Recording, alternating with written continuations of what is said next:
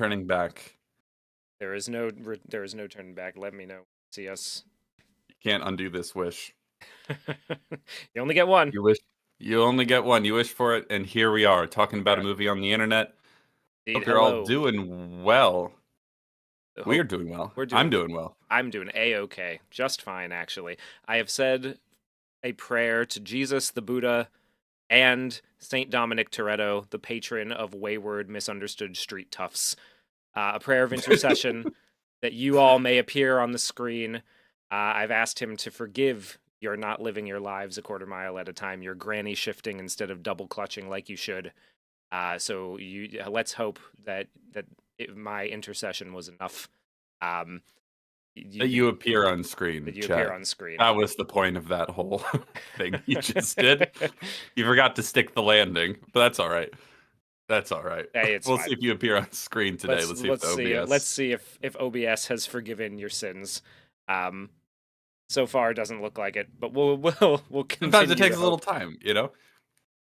Anyway, it's been an interesting month for movies. It sure You might has. have heard that the movie we're going to talk about today, as well as Backrooms, have been doing quite well at the box office, better even than a Star Wars feature film. Isn't that remarkable? Isn't that insane that these movies Yeah. are outperforming the first Star Wars movie to drop in 7 years? Look at that. The prayer of intercession has worked. You are forgiven, chat. Congratulations. You've been welcomed back into the light of Dom and the family. Yeah, you say family 3 times and you summon Vin Diesel. It's true. It's true. Yeah, no. So, not a good time to be a major franchise intellectual property. A good time to be a relatively young guy filmmaker who got his start on YouTube making Yeah, independent horror movies. Jesus. Good Yeah, time to be one of Markiplier those. and Curry Barker and who did Backrooms? Kane Parsons, I Kane believe is his name. Parsons. My goodness, the next generation. Well, Hugh, so for those who might be wondering what we think of Backrooms, we are going to talk about Backrooms next week. Yes. And Hugh has not seen it yet. So please don't talk, Yeah, don't spoil do not anything for spoil. Hugh. Don't talk. I Don't haven't, text. Don't spoil the movie, as they I say. have, yes, I have not told Hugh anything of what I think of it yet. Though if you follow me on Twitter, you might have seen a thing or two. Hugh's going to see it this week, and we're going to talk about it next time. Today, we're going to talk about Obsession, the one by Ooh, Curry Barker, which is a new original horror, low budget horror feature film that is box office mogging Star Wars of all things, which is pretty funny. I'm very glad to see that. I think a lot of what this movie represents and its success is a good thing. But how good is the movie itself? We're going to talk all about it today. I yeah, see some people in chat are quite big fans of the movie. They really enjoyed it, or they moderately enjoyed it. So it's going to be interesting to talk about. it sure is. Real quick, those mogging numbers. Why don't you tell us how much this movie is box office maxing, Jamie? Oh Lord. We're trying to appeal to the youth. It's going very well, as you can see.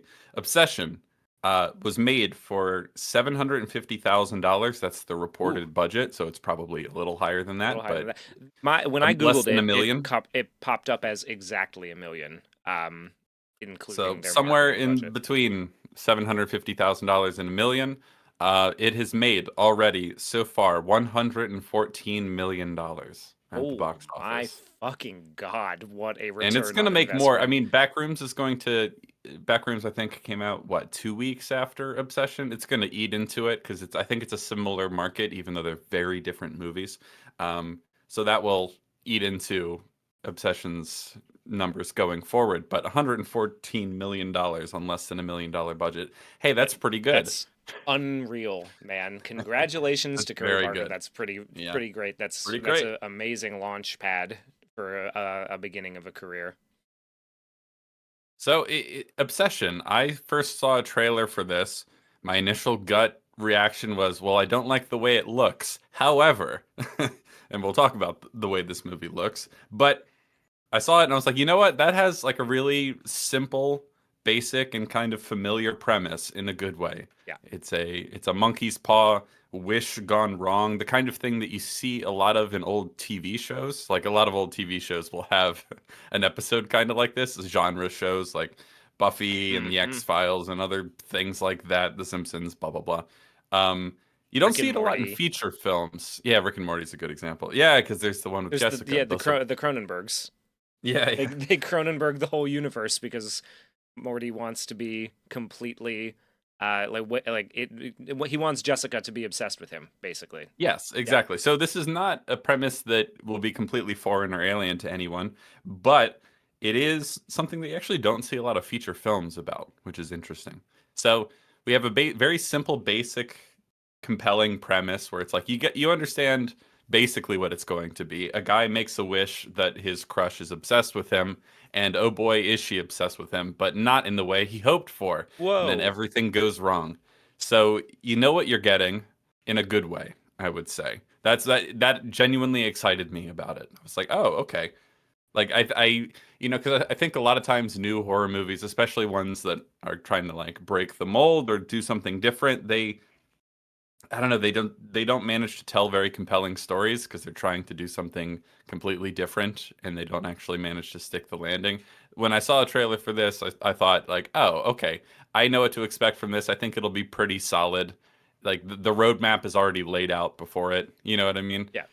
So it's just the question of the execution. So I was genuinely excited to see this movie. I saw early reviews and everything, and they looked pretty good. So I went and saw it, and I liked it.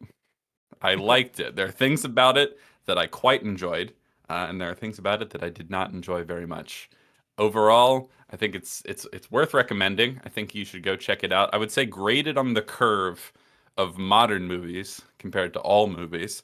I would say it's good and worth checking out. Yes. Compared to like the better horror movies of all time, it's like, I don't know. I think it's a little lacking in Falling a some little short regards. there in that regard for me as well. I thought there were a lot of excellent things about it, and I enjoyed most of it, I would say. Um, Yeah. yeah, there are a few things that the more I think about them, the less I like them, and then there are a few things that I just didn't like, basically like right off the rip. But we're gonna talk about it. That's what we're here to do. We are gonna chat. A very solid 6 out of 10. I liked it. Revolver Snake. Yeah, that's about. Yeah, I'd probably put it at around a 5 or a 6 myself. Yeah, pretty I would good. say 5 or 6. Yeah. Yeah, it's worth watching. There's plenty to recommend it. I think before we get into spoiler territory, we'll talk about the things that recommend this movie. I think it's got a very simple, compelling, and straightforward premise in a good way. I think the main actress's performance, Indy Navarrete, is that how you Yeah, say her I name? think that's it. Indy Navarette. It's She's spelled weird, excellent. but Yeah. she's incredible. Yeah, she does an excellent job in this movie. One of my criticisms is that we actually spend a bit too much of the movie not focusing on her. Obviously, she's not the protagonist. The other guy's the protagonist, but there are decent chunks of this movie that she isn't in, and I think that's a shame because she's the best part. Um, there are some genuinely effective scares. The movie is pretty funny. Yeah. I don't know about like weapons funny in terms of that because okay, so this isn't a horror comedy per se, but like weapons, Right. there's a lot of humor in it. There's a kind of satirical edge to some of Hmm. it, a little farcical in a way that kind of works and kind of doesn't. A lot of the jokes, a lot of the humor does legitimately work for me, so it made it quite compelling, and it also sort of like softens any problems you have with like certain character motivations when the movie isn't taking itself incredibly seriously. You know, it's kind of fun and funny. That doesn't absolve it of all the problems we might find with it, and we'll talk about later. But it's funny, it's pretty entertaining. Great central performance from the lady. Uh, those are the best things about it, I would say, Yeah. for sure. Premise and performance, especially by her. And yeah, and just like the fact that he managed to keep it to under 2 hours, I find quite admirable. I think a lot of directors would have been very tempted to go the distance and try to make this a 2 hour, 2.5 hour slog to get through. Hmm. I think he did a relatively admirable job keeping it shorter. I think it probably could have been Even shorter. about 20 minutes shorter. Like I I think, agree yeah, with I that. think we could have brought this down to a nice crisp hour and a half, and it would have not harmed anything at all. Um, I basically I agree with you essentially. So I understand. Did you stop me if you literally just said this and I wasn't listening? But Curry Barker, I think, edited it as yes, well, he right? did. Yes, he did. Yeah, Great job and I by him on think that. I think he did a couple of really effective little editing tricks that he used. I'm thinking primarily of the one where she like walks backwards in that really mhm, unsettling David Lynchian kind of way. I think that he did a really good job incorporating that in, yeah, small enough doses that you notice it and it's unsettling, but it's not, distracting and it doesn't feel out of place. That's a yeah. solid homage. I Um, think when you compare this movie to like a lot of mainstream horror slop, it looks better and better. Um, True. for example, this movie isn't very reliant on jump scares. There are a couple, but I'm of the opinion that like startling the audience is a perfectly fine thing to do in theory if you can execute it well, if it's justified, if you're not spamming it as the only way of making people tense or uncomfortable. There's a couple startling moments, but in general, it's not a movie that relies on jump scares, which is nice. It is a movie that I think relies a bit too much on just being dimly lit to be scary, which Yeah. is kind of perfectly in keeping with a lot of mainstream horror slop. I think this movie is basically just good enough to sort of escape the vortex of just being par for the course modern horror crap. You know what I mean? It's Yeah. got just enough going for it that's like, oh, okay, this is different, this is interesting. It definitely has a fresh, like youthful energy to it. Hmm. You know, a Yeah. lot of modern movies don't have because they don't hire young people really, you know? So I think it's easy to see why a lot of younger audiences are drawn to it, you know? Yeah, very much so. I think that, like that's one of the things. It's a movie about teenagers or young adults that doesn't feel like it's adults writing it. It feels very natural, like it's coming, from a genuine place of youth. Like you're saying, the energy is very much there, which I think is again something that like that the industry really needs an injection of badly. Yes. And it's Um, getting it right yeah, now. Let's hope it continues in a good way. Yeah, I mean between Math, between Markiplier and this guy, and I assume the Backrooms guy, considering how much that's just knocking it out of the park at the moment, right? Like we're kind of hitting a small renaissance of it's modern a horror. wave Yeah, of something. It's, let's yeah. hope it continues, but it's nice to see. Matthew Leach asks an important and interesting question, but wasn't the dim lighting fitting through most or all of it? Um, it's fitting sometimes. Sometimes. For example, this isn't too much of a spoiler. We haven't gotten into spoilers yet, but there is a scene that takes place in the middle of the night in a bedroom with all the lights off. That is appropriately dim, and it's serving the movie very, very well. However, this movie is incredibly dim even when it doesn't make any sense. Like any human being in this situation would have turned a light on, for example, Well, or for it's example, during. like the very next scene, pretty much the next morning, it's very difficult to tell that it is the middle, like 9 in the goddamn morning, because it's lit exactly the same as the scene that took place at 2, 3 in the 2, 3 Yeah. in the middle of the night. The whole thing is very dark and dim and underlit, even daytime scenes, like where they're in the either the music rental store, and it's very, very dim. Like they barely have any lights on. Like everything's on dimmer switches, just so everything's very like shadowy and dim. And like it works sometimes, right? There are moments when I think it actually serves the movie quite well to be so dark you can't really read her facial expressions. However, there's one scene in particular where she comes to the door. It's at night. He opens the door. She's there.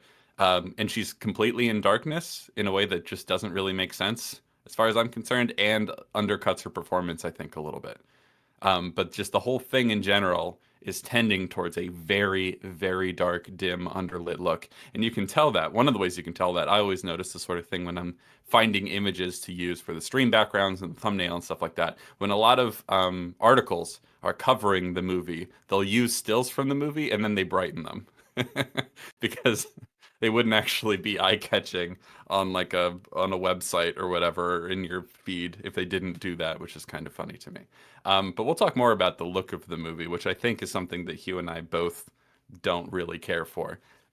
I As, am begging young directors, begging on bended knee, please, please light a set. That like please. Just it will not drag down the production by that much speed, and it will instantly set you apart. If you're writing scary stuff that can take place in a brightly lit room, it will instantly set you apart from the rest of the pack. Please, please plug in a light. yeah. Yeah, as a matter of taste, I don't love this visual style. But certainly the story is more important than that because a lot of people do like this visual style, clearly, or else everyone Clearly, wouldn't still be doing it. it wouldn't have made $114 million at the box office if this wasn't If, hitting some if- level of success. yeah, and I understand that like when things are dark and dimly lit, they're kind of inherently a little spookier because you can't see everything clearly, but that can't be the whole movie for me. I don't know. Like it just it's a little bit of a crutch, I would say, and it's very much a trend that I don't care for that is very very very popular right now. Um one thing before we get into spoiler territory, Kevo said, where is it? Why can't I find it right now? Oh, I'm getting a little tired of all right movies and television shows being insanely elevated because they aren't dog shit. Standards needs to come up in a big, big way. Things can just be all right. So, whether you agree that Obsession is just all right or whether it's really good, I think this is an interesting point in general.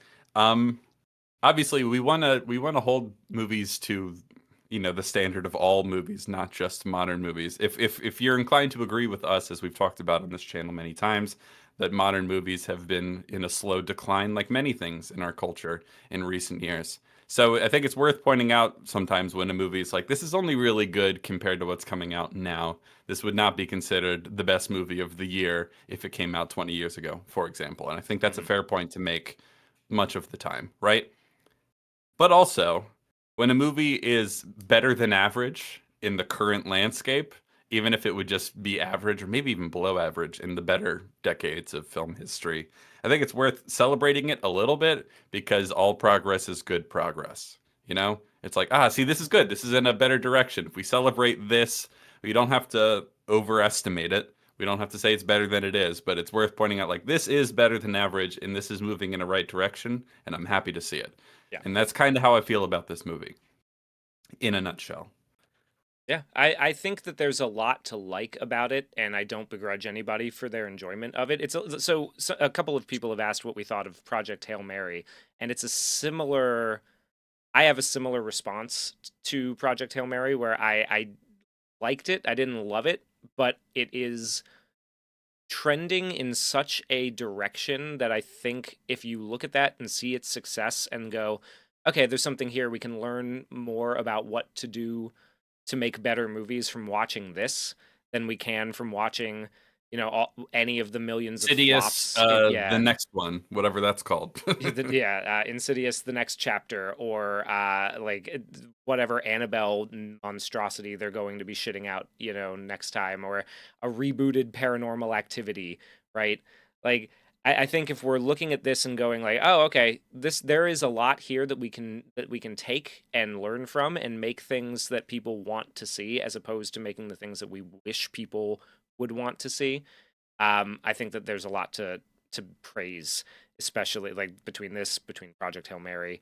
Like a lot of we're trending in the right direction, but it's not like these things are. I don't think that they would be considered, top 10 movies of the year, like you said, 20 years ago.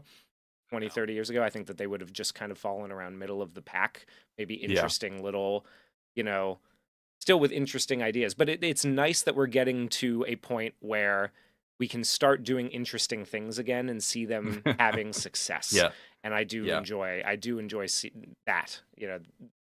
Iron Lung was another one, right? I'm very, very glad for how good that did. Even though I didn't like it very much, I do enjoy the fact that it is succeeding and that people will come away from that being like, okay, here's what we can do to try to actually improve, what, like, to give people what they want to see at the box office. Yeah, I agree. Yeah, Project Hail Mary, like you said, is sort of similar for me. I don't know if we'll do a full formal review of that at any point, but I think we both like mostly liked it, Yeah. but have some issues with it. But I can understand absolutely why it was such a big hit, for people, and why it gave people something like, oh, this is actually really nice and kind of hopeful and optimistic, and satisfying. Even though I have some qualms with it, I don't like the ending, for example. But Hmm. that's a conversation for I wonder another if day. if we're gonna have a similar trend with this movie. Maybe we Hmm. will. Let's go into spoilers territory. So, All right. um, I think this is a good like tepid recommendation. I think if you were thinking about seeing this movie, you should go check it out. If you're not really missing anything super groundbreaking if you don't, but I think it's worth seeing. Yeah, So me too. I would say go ahead, check it out. Enough people don't have the same gripes that we are probably going to have about this movie. Um, ooh, hmm, we're getting some spicy chatter in the chat. I want to talk yeah, about it. I saw that. Are you talking about the question that Real big question? question: how can a movie this overtly abusive towards women be this successful and well received? See, it's pretty simple, really. The movie thinks it's a bad thing, Yes. and everyone understands it to be a bad thing. Well, Well, except for the main, the we'll put a main, but the pin main in that. character sucks. Everyone, yeah, the main character kind of sucks. The main character sucks, and but like that's the point. People watching the movie understand that to be the point. Yeah, It's not. yes. I don't know entirely that the movie understands that he has a problem with it.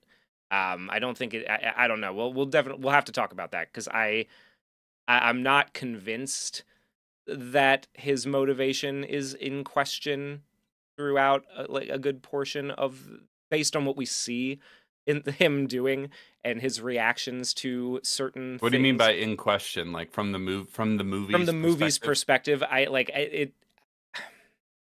I don't Yeah, know. I well, think well, it's well, I think it's pretty clear that he sucks, yeah, yeah. We'll get and he into kind it. of We'll talk about it. Let's and he let's. he meets a spoiler. He meets a tragic end, Yes, which that also is tells that me is also that the something like yeah. movie is quite aware that he does not learn the right lesson from this. For Oh yeah, example, okay, yeah, that is definitely true. I agree with that 100%. He definitely does not. The movie does know that he does not learn the correct lesson. But yeah, no, yes, that is sort of the answer. Is that the movie knows that he is not a good person yeah, for and the most most part. people watching the movie know he's not a good person. So that's people people understand that a depiction of something doesn't mean an endorsement of something, and that's how most movies and stories work. Actually, you know. Yeah. Where's the inherent gratification of cosmic justice? It's like so unfair. Might as well be a chain. What? Wait, hold Might as on. well be a kind of chain a child to a basement con movie. You know what I'm saying? No, Okay. no, Well, because I don't like think. I don't know if I'm 100% on board with that, but I don't think the movie treats it as if he has done the right thing by the end.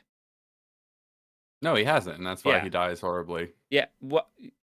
Yeah. But We'll even talk about after, the yeah. we'll Well, talk let's about talk the about ending, but this. Let's talk the about it. point the point of that I'm trying to make in response to this sentiment is that um this movie isn't a movie that anyone watching or the people making it want you to delight in how like great it is that he made this wish and that he's abusing her. Everyone understands that the point is that this is a bad thing, and we're not just reveling in it. We're seeing how his life is basically ruined by this wish that he makes. A wish that he makes that is rooted in a very selfish, kind Yeah. of like weak, pathetic, and unsavory Yeah. desire. Unsavory. Yeah. And Yeah. I think where one of my biggest issues with the pacing came about with it is that especially especially by the third act. Yeah. I was just ready for I was like, okay, let's just move this along and kill him because like I don't care what happens to him anymore. Really, like I do not Yeah, care. well, let's okay, let's first, because what we get at first, it actually does take a little while for the wish to be made. Yeah, And so everything we see from the very first scene we see is him in a diner, and he is, what we are led to believe at first, he is revealing that he has feelings for his love interest. It turns out to be like a practice, role play exercise with him and his best friend and the waitress at a diner, right? And he's like trying to get him to work up the courage to ask her out, right? And so that's how it starts, right? This character, this main character, whose name is Bear. escaping me, Bear. Yeah, his Yeah, name is what a Bear. I think Baron is his actual name, and they call him Bear as a nickname. okay. So Yeah, Baron, um, sucks. yeah. He's He's such an annoying, like weak, whiny, weak little whiny, soy boy, dude. tepid. He I sucks. he He really fucking sucks. sucks. Now, so this is actually not just this is a point of criticism I have about the movie. I think he didn't quite have to be this pathetic, because obviously the premise requires that he be a bad person, or Yeah, to him to do something incredibly terrible and selfish, and to not try and reverse it immediately. So like he needs to be fucked up. He needs to be a shitty person, but he doesn't need to be quite this whiny and pathetic, I don't think. It gets to a point where I'm just kind of tired of seeing him on screen. yeah, Like, for example, later in the movie, he will be driving his love interest Nikki home, and he's like trying to work up the courage to actually tell her that he likes her, and he's just like, just say it, dude. It's actually genuinely very, very frustrating to watch him just avoid just telling her how he feels. Because it's drawn out so much, and because it's drawn out so much, he comes across as incredibly pathetic, yeah. and like it's just a generally kind of depressive, weak, Yeah. pathetic Well, person. and like he came across that way, like because we built up to that throughout the the opening introduction of all of the major players, right? We've got Ian, his friend, who's trying to coach him through how to tell Nikki how he feels about her. Which when we find out later that there's a relationship between the two of them, that part becomes really weird and kind of fucked up, where he's just like, yeah, dude, like, tell the chick I've been hooking up with, how you feel about her. You got to be. It's odd that he's doing, and that paints him in a bad light too, right? Like, It which I think does, is the yeah. point, right? Um, It's and so but with regards to Bear. he won't even say like, so he finds his cat dead in his apartment because his cat Mhm. somehow got into his childproof pill bottle of sleeping pills, which we're not gonna. I don't know how that happens. If he like that's, I was kind of like that seems a little contrived. But that's fine. That we're moving forward. I'm chugging along. But he goes to the bar because Nikki invites him, and he won't even tell people that his cat died. Like he's not. Yeah. Yeah, which is like that paints him even like in even worse of a light, which I think the movie's trying to do that, like it's trying Mm. to make it so that he seems like he I don't can't. think it's an yeah, I don't think it's an accident that he's this pathetic, but it is like I find it hard to watch. Yeah, 'Cause I'm just like I I think it's a matter of taste sort of thing, but I find him unbelievably frustrating, especially in this first act, right? Because he won't even tell his friends that his cat died, which is weird. He just won't say anything. He's just very depressive, weak, pathetic kind of guy, and it borders on insufferable, I would say, for me. It's just wait, like I get. Jen, Go ahead. the cat ate his grandma's oxys that he still had. I thought that was his sleeping pills that he was keeping around. Well, I don't remember Okay, specifically what it was, but either way, the cat somehow got into prescription pills and overdosed on them because the cat couldn't bear to be around Bear anymore. Ha yeah, ha the ha. cat was just like, Hence, I'm out, I'm out deuces, of here. bye. R.I.P. Sandy the cat. But he won't like Nikki calls and we see him scrolling through her Instagram crying in bed over his cat, scrolling through her Instagram, and basically like rejecting the idea that he'd even go and hang out with her in person on the night that they are supposed to go and hang out, right? Like this is supposed to be his one, in the speech that he gives to the waitress at the diner at the beginning, he says like, "You're the only one who I can talk to when things go wrong." And then we see immediately that he's just full of shit, right? Like he's Yeah, that clearly, that's not that's not true. true. He does not actually open up to her. He never actually becomes vulnerable. You don't get the impression that any of these people are actually all that great of friends, which I do like what it's doing there, right? Because it's setting up his isolation and it's setting up his distance from what actual affection Yeah. is, right? So I Mhm. like that part works for me. I like that. Yeah. I in It you is know, and frustrating to watch though. I like it really. I'm just like, dude, fucking hell! Like this is pathetic. This is yeah. actually really hard. Very, very pathetic, and, and I think it just gets to be a little too pathetic for my taste, just because I'm not like it's pretty quickly, I'm like, "Oh, I don't really care about this guy in the slightest," and we're gonna spend a lot of time with him. But, I understand that he does need to be a little pathetic for the plot to work, right? For the premise to work. Eventually he decides that like, oh, he's going to go get her a gift. He goes to like a magic or like a crystal hippy dippy LA like magic shop type thing, and Yes, he finds she like dropped her this crystal necklace down the sink. That should have been yeah. another red flag for you, guy. Like she's into crystals. Come on. It's LA. The other very LA moment for me is when they've come out of trivia night and they're all just hanging out there, and then Nikki out of nowhere says like, "Does anyone have cash?" And then Sarah, the other Sarah's girl, like, "Oh, I have a Sarah, 20." yeah, gives her a 20, and then she just goes and hands it to a random Doesn't give her a homeless 20. guy. She snatches the 20 out of Sarah's hand and walks away because there's a line where Sarah goes, "You can't have it." And she runs over and gives it to some homeless guy who's loitering outside the bar. That would have infuriated me. Yeah, I would what are you like, what doing? the fuck is that? You owe me 20 bucks. You cunt. Like, what the hell?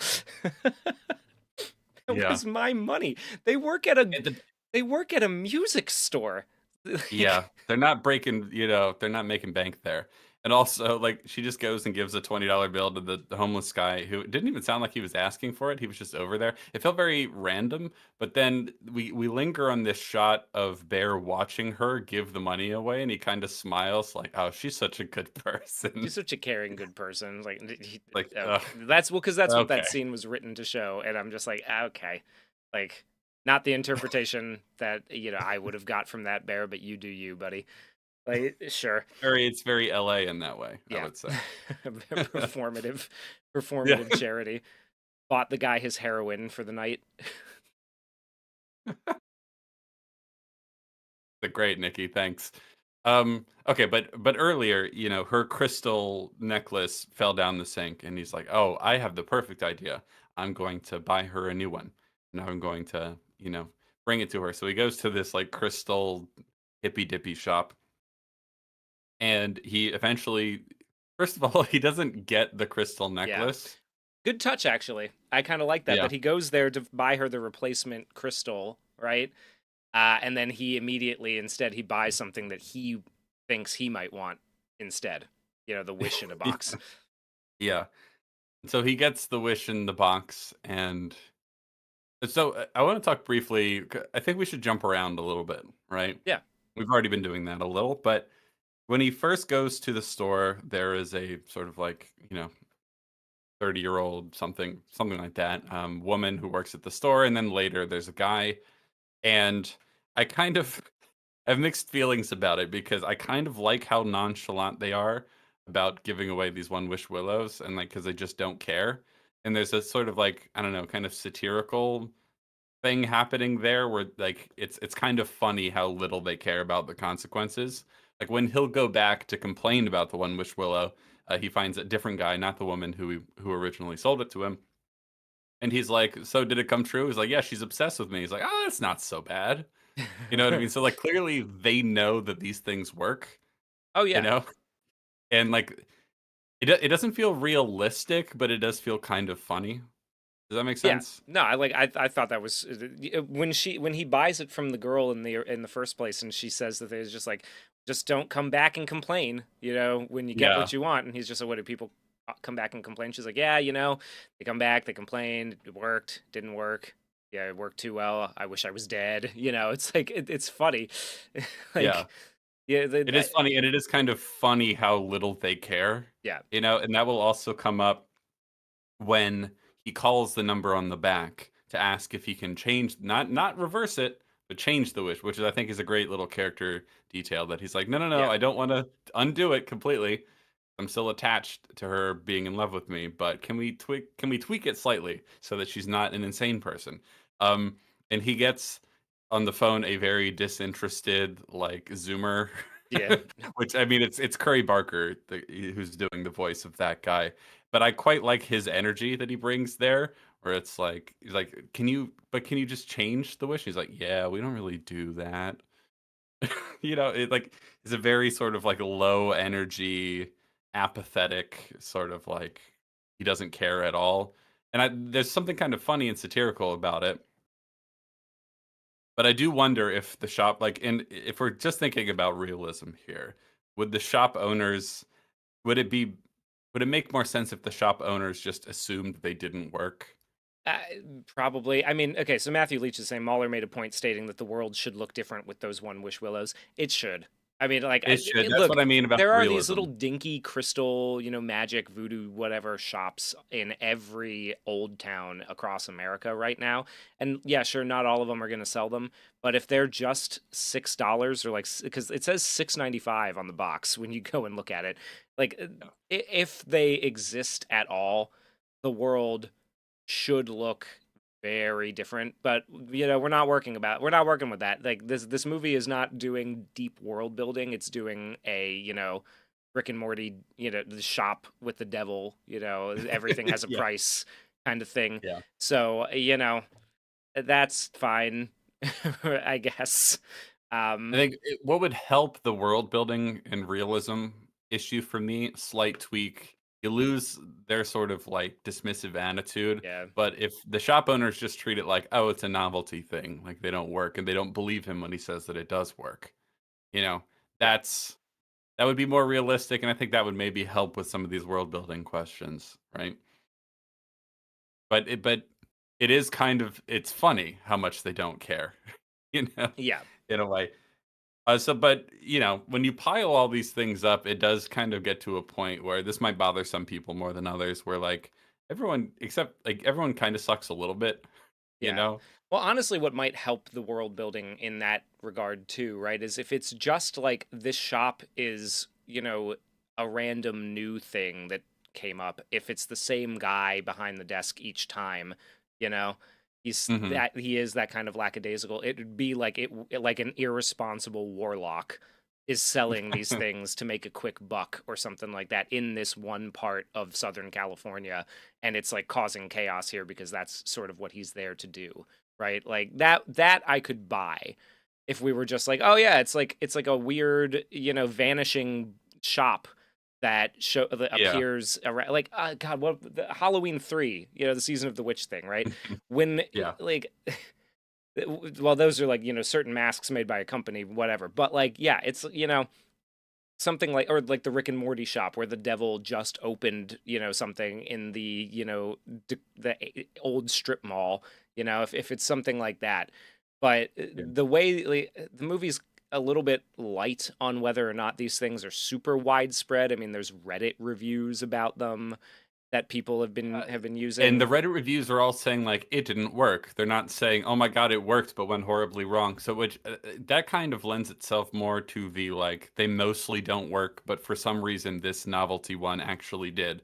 For Yeah, reasons you don't even need to say the reasons. Maybe it'd be nice, maybe, you do the classic like 90s movie thing where like the wind is blowing, right? Because yeah. wind is magic. But like you don't even need to really give a reason as far as I'm concerned. It's like a novelty thing, but this one actually works. Yeah, like that, or it works for him. Yeah, yeah. Mr. Georgius is saying it Burpler, right there, right? Like it could be a mass product, but show a reason why this one works. Yeah, I think that that would yeah, be. Yeah, that's that would exact. be Yeah, stronger. Mr. Burpler says that the story kind of operates on fairy tale logic. I think that's generally true. yeah. Um, Also true. yeah, Yeah, yeah. Very much. in a way that like it's kind of easy to let that stuff go, but you do have the thought, Yeah, right? like every now. Well, and you start to have the thought towards when things really start to go wrong, right? Yeah. Where you're like, and I know that the point is that he's not supposed to be a very good person, but one of the problems that I have with it and with the way that the pacing works is that there there's like one scene showing him enjoying himself, like maybe two, where things are It's a actually like, montage, and right? it's a Yeah. montage. Well, there's a montage, and then there's like maybe one other scene where he's shown They're like get at a it kind pizza of like place. yeah they're Yeah. yeah kind of getting what he wants, and then the rest of it is just him being like absolutely miserable and like Yeah, terrified the whole time. there's And an escalation problem. the only time he really starts to look for a solution is like when he calls the number on the box, and then after somebody who he knows has been fucking brutally murdered. Those are the only Yeah. two times, and it just doesn't feel like the movie. Like for me, it didn't feel like it did a very good job setting up that he was the kind of person who could tolerate some of the behavior. Yes. It Yeah. really feels like the escalation gets way too quick. Yeah, there's an escalation problem, and then okay, so this is maybe one of my bigger problems with the movie. I just think there are some things about it that are a little messy. Well, and maybe worse, but we'll say messy for now. Okay, so the wish he makes is that I wish Nikki loved me more than anyone in the world, right? Then he breaks it, Yeah, and then first of all, the scene there's a couple interesting things that the movie does I didn't expect it to do that actually do help as far as I'm concerned. One is that like it's a little glitchy at first, and those glitches kind of fade away with time. So at first, she's kind of ping-ponging back and forth between her normal self and being obsessed. Like it's taking a little bit to set in. That makes for an interesting dynamic, right? yeah, I like that to a degree. Um, but so the question is I wish Nikki loved me more than anyone in the world, right? A lot of the things she does don't seem to jive with the wish. yeah. Okay, so For like, example, so like okay, so in general, I think you could say that like it's not real love, right? Based on all of her behavior, it's more of an infatuation, right? It's not like actual like love in the way like the willing of the good of another person or anything like that. It's just like she's infatuated with him, can't be without him, entirely codependent, just focus on him above literally anyone or anything else in the world, right? Very, very jealous and all that sort of stuff. But it's not like real love. He doesn't actually like want what's best for him. And I think you could chalk that up to, when he is wishing for love, he has a very warped yeah, idea of what love actually is. And that's why when he says, I wish she loved me more than anyone in the world, what he gets is not real love. like, he It's what gets what he thinks he love is. thinks love Yeah. is, right? Like Yeah. because he thinks he's in love with her, because he Mhm. scrolls through her Instagram and cries himself to sleep every night, Yes. and Yeah, he and yeah that works for me. yeah So far, so good. And so when a lot of her behavior that is really effective and feels coherent with the main sort of theme and premise, I'm all on board, right? Like for example, I quite like it at one point when he leaves and she's just there in the house and she just stands there the whole time waiting for him to come home. Like that's kind of interesting and effective in its own way. However, um why does she dig up the dead cat and feed it to him? Yeah, that's the big one okay, so she digs up the dead cat at first to make like a little wake or a memorial A for it, little right? And like a shrine. Even shrine. that, let's start there. Why does she do that? Okay, so like if she thinks the cat meant a lot to him, right? She's showing something that meant a lot to him, or what she thinks, or what, like, his idea of like what she thinks appropriate reverence might be, right? That digging up the cat and making the memorial, that's more acceptable for me than when she cooks it and puts it in a sandwich a couple weeks later. That part, so you kind of know that something's coming when she packed him the lunch, and you're like, oh, what did she put in the sandwich? Oh God, what is this? Right now, I'm going to draw a comparison to something I know that is rather controversial with some of the chatters here, right? But Midsummer, okay?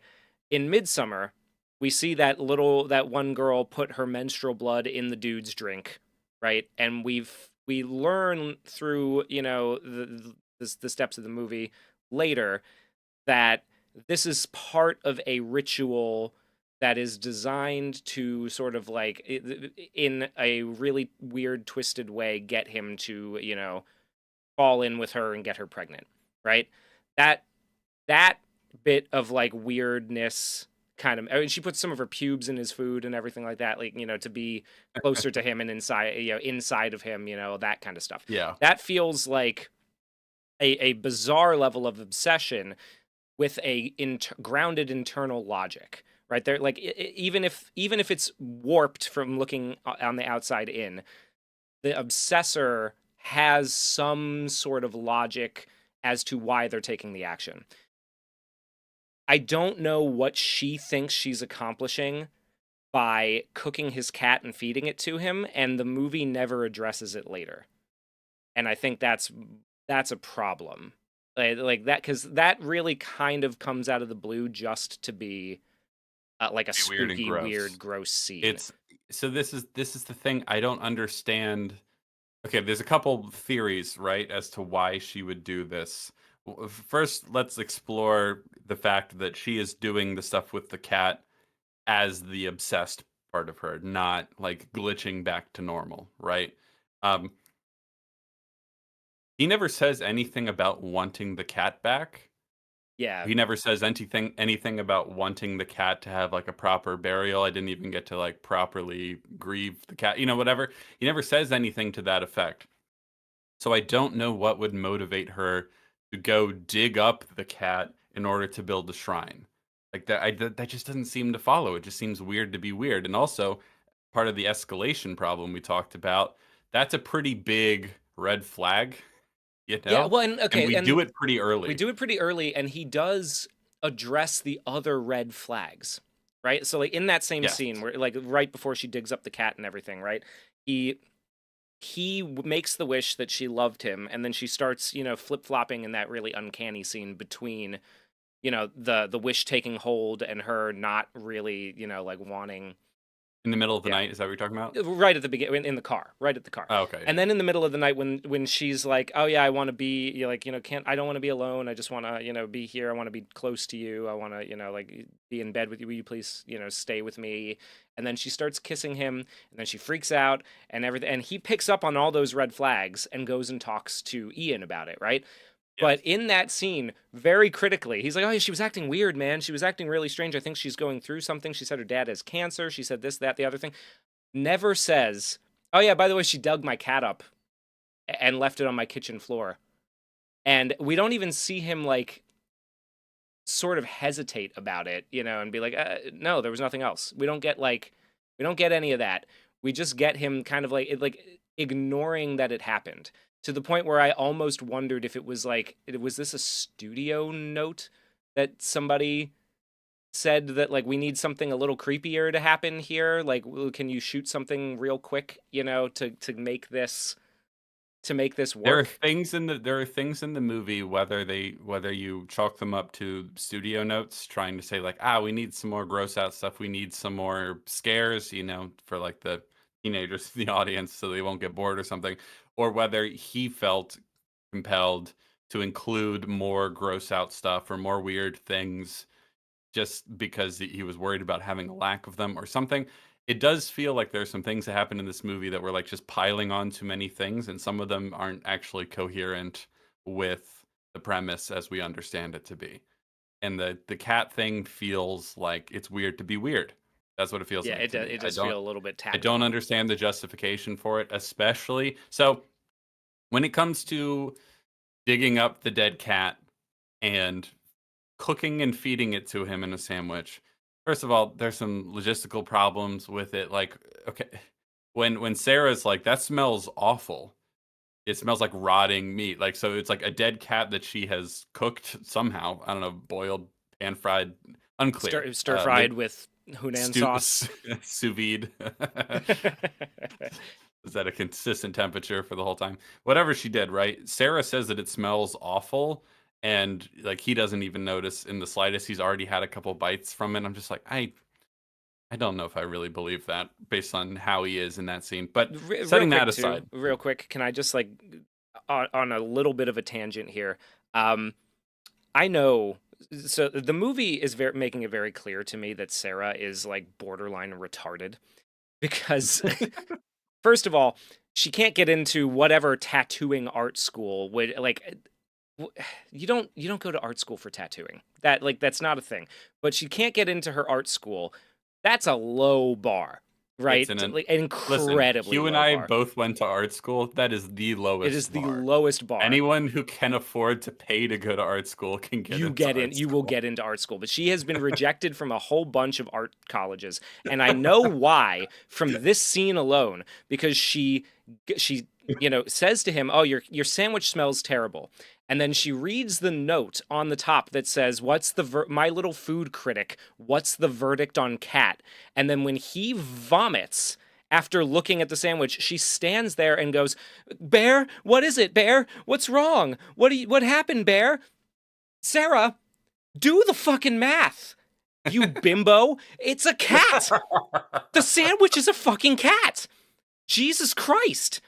Like, holy shit. You cannot be this fucking thick." Maybe she shouldn't. Maybe she actually Maybe is a she little too dumb yeah, no, to be she's in too art dumb to go school. to art school. She's way too stupid to make it. Okay. Yeah. Bear. Okay, so there's the fact that he doesn't notice. There's the fact that Sarah takes like a really long time to put two and two together.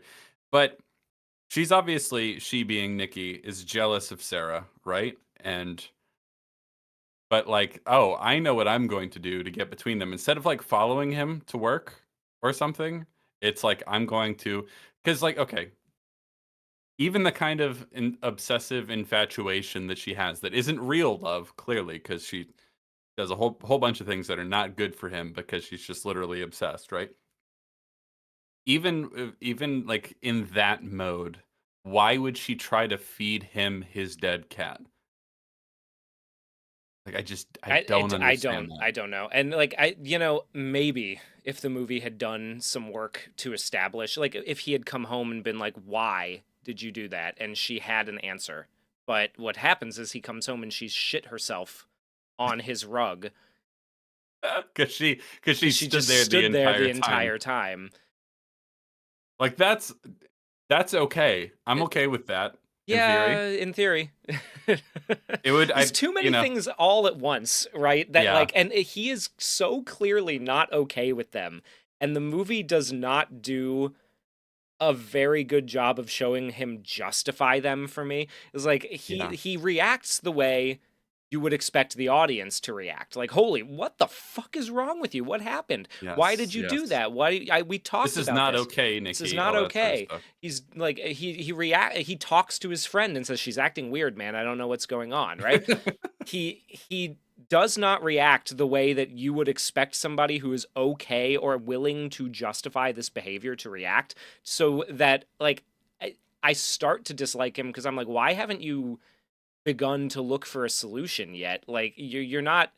We are well past the like this is still going pretty well, so I'm willing to tolerate it. This is part of the escalation problem. Yeah, We do so much so quickly that like he's not getting any of the good things anymore, but he still takes a very long time to he's actually arguably getting the worst possible outcome in yeah. like right out of the gate, essentially. After that brief montage, which uh really flies by, you know. Yeah. And so that's the other problem. Okay, because the other theory for like why she does some of these more macabre things that don't really seem to be motivated by the infatuation, the obsession, is that she's like glitching out and becoming the other person. However, the movie does kind of establish a pattern where at first it even says on the back of the Wishing Willow, whatever it's called, One Wish The Willow one is what wish it's willow. called. It says wait up to 24 hours for your wish to come true, right? That implies that like it takes a little bit to settle in. It's going to be a little bumpy at first. And that is handled reasonably well, or she's kind of glitching back and forth between being infatuated with him and like not understanding why she said what she said and what's happening, and then she kind of glitches back and forth.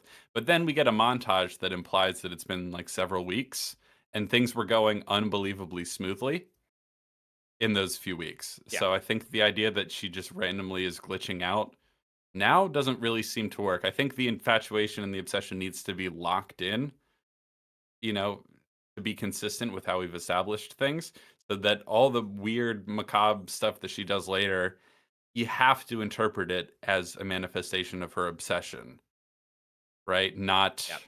because the other question is if Nikki briefly regained consciousness and decided, I know what I'll do. I'll punish him by digging up the dead cat, and like that doesn't work either. No. You know? No, that well, because what did she like? It's established. Okay, okay, well, I think I guess to go a little bit further to answering the question of why are some of these things motivated the way they are, right? It's established when he does make the phone call attempting to adjust the wish rather than cancel it, right? That there is a different entity that is controlling Nikki. But It this is some bothers me. yeah. This bothers me because he says some contradictory things. Now maybe we'll determine that one of them is a lie, but he does contradict himself. Curry Barker as the disinterested Zoomer customer service guy. When Bear asks him like, "Is it real?" He's like, "Yeah, just because you chose this for her doesn't make it any less real for her." And it's like, okay, that's one idea. Mhm. And then later in that exact same conversation, he says, "Do you want to talk to her?" And then he puts the real Nikki essentially on the phone, and she's screaming in agony like she's in a hell dimension the whole time, right? That's a different idea. Those things do not fit together. Yeah, it's You got to pick one. So like either the first one is a lie when he says like just because you chose it for her doesn't mean it's real for her, or she's essentially been swapped with a different consciousness that's not her anymore. yeah. And And it's gonna pretend to be her, or yeah, it both yeah. are interesting ideas that are spooky in their own way. And it feels like he just wanted to have both because they're both spooky. Yeah, it almost feels like he just wanted the line, just because you chose this for her doesn't mean it's not real. Like it feels more like he thought that was a good line, which it is. It's a really good line, especially to blur the line between, what Bear thinks about this situation and to inform how he, moves through later. But like because the thing is like he's trying to make it like Bear is clearly trying to be like, okay, well, is this real for her? Like, is it even real? Does she actually care about me? Did the wish really work? What the guy is Yeah. saying, right, is well, yeah, man, like of course it's real. But then he definitively tells him, right, that it's not. Like, well, you do Yeah. want to talk to the act like we clearly know what's happening here, and like he should know as well at this point, right? Because like this is after the photo where she took a picture of him and she wrote "not me" on the thing, and then you find out that like, oh, do you want to talk to Nikki? You want to talk to her? We've got her right here. It's like, well, if she's right here, then she can't be in the house, pooping on my carpet like like I'm about to find. She can't be in there, right? He's gonna find out too when she's asleep and she breaks free and talks to him that it is not her. Like she's pretty definitive about that. Like that should be. And I know that he says the thing is like, is it really so bad being with me? And then she says it's not me. Like that really should be the moment where he either very definitively makes his mind up to be an absolute cunt and tolerate everything that's going on because he wants it, or that he starts looking for the solution. But that's not really what happens. He still keeps reacting to the things she's doing as if it is wrong, and like he recognizes that it's odd and weird. So that this is the part that I find kind of messy. At messy at best is all of this stuff. And I'm sure there's a way where we could extrapolate Mhm. some of these things, you know, like if we gave the script some more time in the oven. But as it is presented in the movie, it's not working. It's kind of So confusing and I think confused. here's a way we can sort of do a bit of both here because right now he's trying to do two things that are incongruent with each other. Yeah. He's trying to say it's both kind of at different points in the movie.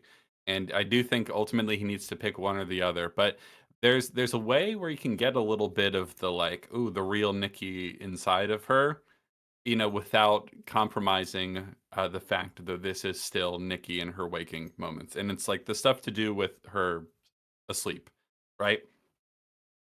One of my favorite scenes in the movie is he wakes up in the middle of the night. They're in bed. I don't remember what immediately came before it, but it still has the problem of like I feel like he should be more freaked out than he is. But they're sleeping in bed. He wakes up in the middle of the night. She's not next to him. He wonders where she is. Kind of sees her in the dark corner of the bedroom.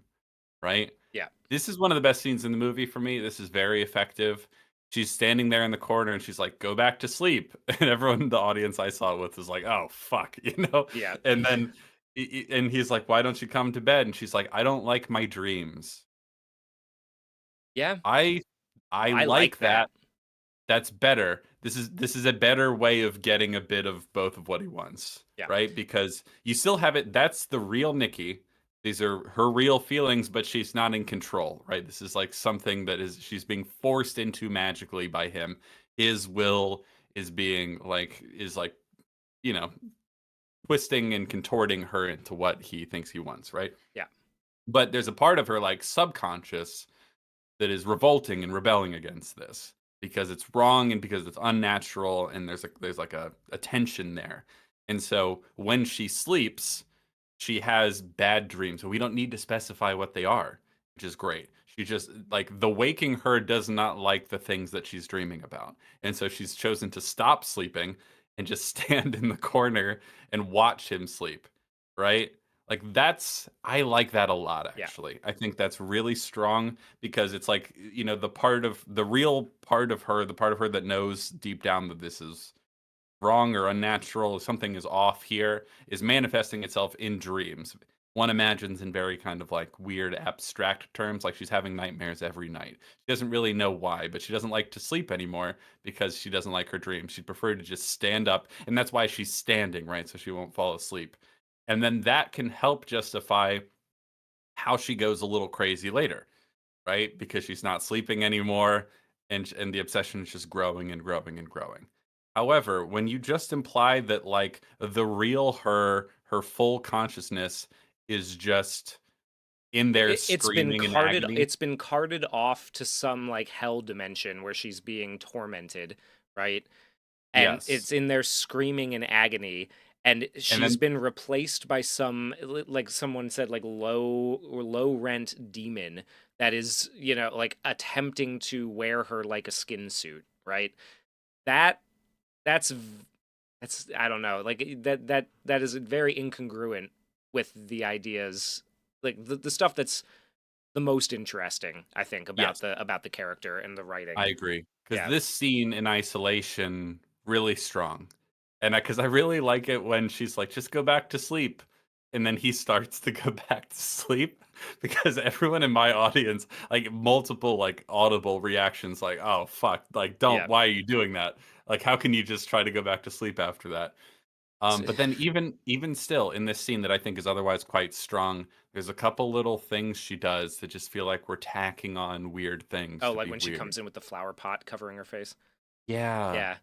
Like, that's just okay, it feels like we're being weird to be weird, and I think that's probably my biggest issue with the movie in terms of the execution here is that there are a lot of things that are working really well together and some that just feel like they're there because we want weird, spooky, creepy things to happen, and they don't really actually jibe Yeah. Well, with and the one premise. one other problem, and this is a small gripe, but you know, I think it adds up over time, that I had with this particular scene is that as creepy and unsettling as it is, he does not reach for the lamp on the bedside table to try to turn it on. Like, like he Yeah. can do that and she can say, no, no, no, you know, don't do that, right?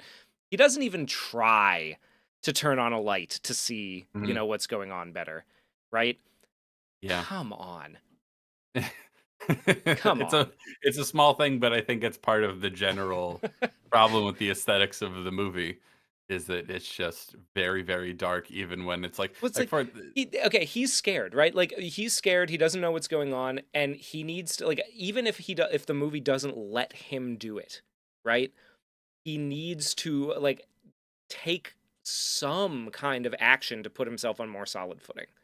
Like even an attempt. I would like if yeah. you're in that like give me something, please. Mhm. And a light would be nice. That's Yeah, like, though, it just passed on the screen where, like, she's, on his front step and she's in complete darkness. It's like, whose front step doesn't have a light outside? You know what I mean? yeah, Like just his let that would. burn out. Okay, so there's a question in here in the chat that I think is worth raising, or like so the movie I think especially by the end makes it very very clear that the real Nikki has been replaced with some kind of like foreign alien entity, and that might go a little ways towards explaining away some of the issues with like the cat maybe I guess is like that I don't think it goes far enough to do this, but it's like oh it's an alien thing that's like struggling to adapt to what humans want and enjoy, right? And it doesn't Um, know that. it's some sort of demonic entity that isn't Nikki. I Yeah, think you have to assume that at a certain you point have to assume that, because which you know, means that the wish didn't really work, did it? yeah. And so Right. when he says like, it doesn't just because you chose this for her doesn't mean it's not real. Like that's not true either. Yeah, well and And it like means the wish didn't work. It what did is something yeah completely different. like Georgia said, if I wish for a Rolex and you give me a counterfeit, you didn't follow through, right? And we don't have enough to go on to understand whether or not this is how all the wishes work. Like all we know is that like there's a vague little like be careful what you wish for kind of thing from the girl at the spooky witch shop right at the Well, beginning. when Ian, I'm gonna jump in. When Ian gets the $1 billion, like it's kind of a funny joke. Like we actually don't know enough to know whether that's real Yeah, money, but it's implied to be real money. and it's instantaneous as well, And right? Like it's magical. It's falling from the ceiling. And I like the shot of like looking through them as it's falling on them. And he's just kind of like standing there letting it fall on him because he's just that disappointed with the spread. Like that's kind of funny. It's a funny gag. It's a sight yeah, gag. Quite enjoyable. But we actually don't have enough information to know because but I think the latter, or I guess the version where the wish basically just didn't work at all, and he got something he didn't want instead, isn't as interesting as the version where he got what he thought he wanted, but it turns out that's not what he actually wanted. That has what much more moral weight to it as like yeah, a tragic tale, you know? yeah, yeah. I Because agree. because if the wish works, he's like, "I wish she loved me more than anyone in the world." But what he gets is what he thinks love is, not what a more mature, wise understanding of what love is. He gets what he thinks he wants, but it's not what he wants. That's much more interesting and compelling. I think everyone understands that to basically be the premise of this movie. Only later it's revealed to be like, that's not really Nikki at all. It's some Yeah. weird other thing Real quick, we got a puppeting super her. chat. Thomas Mendoza, thank you very much. Says first time super chatter. This show needs more views. Well, thank you very Well, much. We thank you very much. appreciate that. We Um, surely do. so okay, so there's a couple of other interesting comments here. I.e. from Winslow there says it could be a genie and Aladdin thing, like the one Wish Willow has a rule about making people fall in love, so it has to find a workaround. It could be. The movie needs to say that if that's the case. Like it needs to come up somewhere. Doesn't have to be like straight on the box or anything like that, but like when he calls Curry Barker and asks for, like what is this wish stuff real? He needs to say that then. Like if that's the explanation. There's not enough in here that you can actually reasonably extrapolate that from what we're getting. So I like that idea, and if that had been part of the dialogue, I would be way more interested in buying the idea that it's a demon that's, taken her soul's place. I think that that would work a lot more, a lot better. I basically I think both can be interesting, but you Yeah. do need to pick one. Yeah. You got to pick a lane. You And can't do we're both. They don't work trying together. to split the baby a little bit here and I don't like And it. if I had to pick, I would probably choose the one where like this is real for her in that like she feels it very like it is her and she feels it very genuinely. except for when she's like asleep and her like subconscious is sort of like trying to tell her that something's very wrong, and everything ought to be like born out of her genuine obsessive infatuation that is kind of a facsimile of love Yeah. for him. That's the movie I want to see. It's a Um, movie I thought we were seeing, and I think at some point, like on one point, the movie also thinks we're seeing that at some point too. mhm. Like, For but most of the yeah, movie, I would say. So let's talk about another scene where I think we get a bit of both, or like things that really work with the basic premise as we understand it to be in the first half, and things that maybe don't. So eventually, Ian will be like, "Listen, I don't know what's going on with you guys, but like you seem to be like codependent in everything. It almost seems like you're taking advantage of her." Is Ian's accusation because yeah, he hasn't really seen anything of their relationship. They're just looking from the outside. It seems really weird, and so he kind of accuses him of taking advantage of her. And then he invites him to come out to a boys' night at his place, and he says like, "Leave Nikki at home." And he's like, "Sure, I can do that." Ultimately, he doesn't leave Nikki at home. The way that plays out is actually kind of funny. yeah. But he ends up at Ian's house and it's a party, but oh, it's not a boys' night. Sarah is also Sarah's there there. because Ian had told Bear he would call Sarah and say she couldn't come. She'd be fine with it because she understands she's a healthy, like sane individual, right? He lied because he lied because he's an asshole, but he is also coming from a good place, trying to get, trying to understand what's going on and like get Bear to, from his perspective, realize that something's wrong. Now, I don't think the movie's done enough to like convince me that Bear doesn't realize that there is everything wrong here.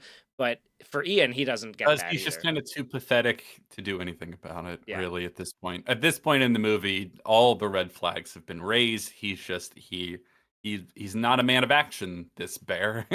yeah. he's not he's not a Well, he very really won't willful become person. one either.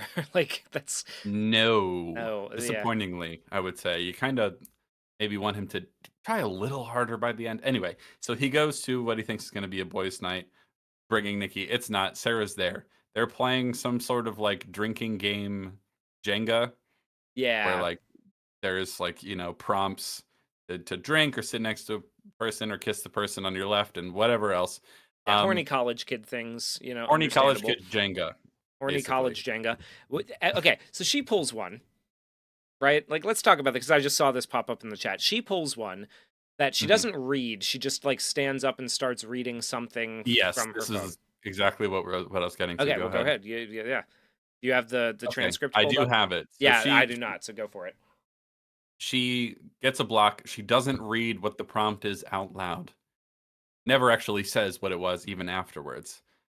It's very strange, but she just stands up and starts like recite. Okay, so one thing we do establish earlier is that she wants to be a writer, right? She Hmm. she does some writing. We don't really get a sense of what kind of stuff she writes or whatever, but she's working on like a book or something, right? She wants to write fiction or poetry or whatever. And then so she gets this Jenga block, reads it, she stands up, and she says the following. So it gets a little weird. So brace yourself. She says, "The air was charged by the distant call of the night bird. His face was obscured, but I knew he was looking at my chest, each side stretching, recently matured to different sizes." Now, keep in mind, as I continue reading this, that everyone else is just sitting in silence With their red as solo cups. with the red solo cups. "Hansel, come lay with me like the old woman taught us when we were children," I said. He closed the door and leaned against it. "You're not my wife, Gretel," he said. "I'm more than your wife. I'm your sister." Hansel flinched and reached for the door handle. I knew he would not leave this place. He would relent and choose to be inside me, like he had many nights before. If not, I would flay his meaty forearm, roll it like a stick of licorice, and insert the flesh between my legs. Hansel is my soul, a love only the branch of a willow tree could conjure. Brother, you will be inside me tonight. And then she says, "Oh, it's just a little something I'm working on." It's part of the book So, I'm working on, so I don't have to part of drink. yeah. Um, Okay. What the um, fuck? What is that? yes. What does okay? What do we take from this? Also, stick to Uh, your gums. Thank you very much for the super chat. Thank you much for the Yeah. super chat. I assume it was for my reading of that beautiful poem. Uh, Is she a romantasy writer? Yeah, she's working on a fan it does fiction of A Court of feel Thorns and like Roses. Hansel and Gretel, like dark fan fiction, right? That's kind of the gag, if you will. Now, but the important question is, why is this happening right now on my screen? Why? What's the motivation for Well, and this? what is it supposed to reveal, right? Like what is it supposed to reveal about her state of mind? Okay? Apart from being just sort of weird and creepy and an odd And thing to do. insane. Yeah. Yeah. Is Oh, did there you an have answer? something? I can Okay, so all I got that again. All I've gathered from it so far is that there's an association between her love and infatuation with Bear and incest, because something deep down in her, like the sort of like subconscious, well from which her bad dreams are coming, is telling her that something about their love is wrong. Like that it's not right, it's not natural. That's literally all I get from it. I don't understand the motivational, like kind of mechanical causes of why she says any of this in this moment. But that's all I got. Like, so if I could potentially believe. I don't know when she would have written this. Did she write this after the wish was made? It would have to, because of the Willow thing, or maybe did she write it She before the has wish no. was She made? has to have written it like after the wish was made, because she says I it's like think a so too. love that only a willow branch could conjure. That's a clear like they It have no idea clearly. what it is, but she's clearly telling him right now.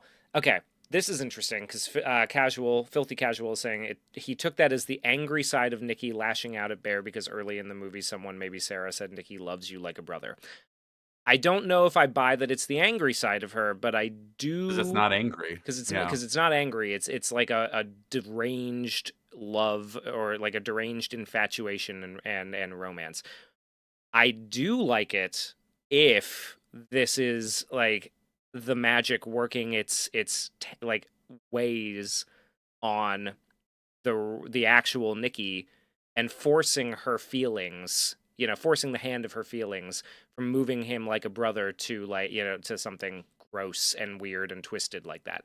I like it if that's what we're doing, but the Okay, movie's I not can really kind of like, doing because that. if she does like him as a brother, she likes him as a friend and kind of views him as a brother. When the wish is acted upon her, it can only really like work with what it has. You know what I Yeah. mean? And So it so it forces this, like, twists, yeah, nasty incest, gross, like, thing, and and that that's yeah. like I said, and then subconsciously, like where subconsciously, imagistically, when she's writing, the sort of like the same place that her nightmares are coming from are kind of indicating to her that there's something kind of deranged and perverted about her infatuation with him. Yes. I um like that. that's If okay with me. Yeah, that's Okay okay. with me. Why does she say it in this moment? Well, no, and here's the thing, though, is that I like that if that's not just a completely different entity operating the machinery Yes. behind Nikki's Yes. body, Yeah. right? If that's a It has demon to that's really been, be yeah, Nikki, it has to really be or else it her. doesn't Like, work. if that's a demon that's just replaced her and is trying to imitate her, then that doesn't really make No, that doesn't make any sense. sense. And also, this is the kind of thing that I would prefer if he found in a notebook of hers, rather than her launching into at a drinking game. I like the You know? recitation. I like that she reads it out loud. I like that Yeah. she reads it out loud because, there's something unnerving about it, and it's an effective scene in isolation of, the mechanical causes that led us here.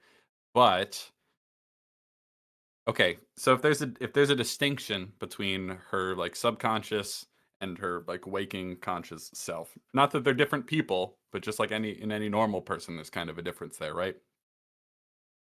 Why would the waking part of her, that in this moment is like just kind of looking to be like fun girlfriend at the party, like why does she say this?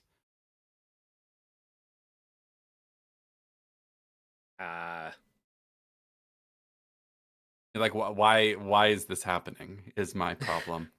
I think we talked about, like, okay, there's some justification for it, thematically, symbolically, if you will.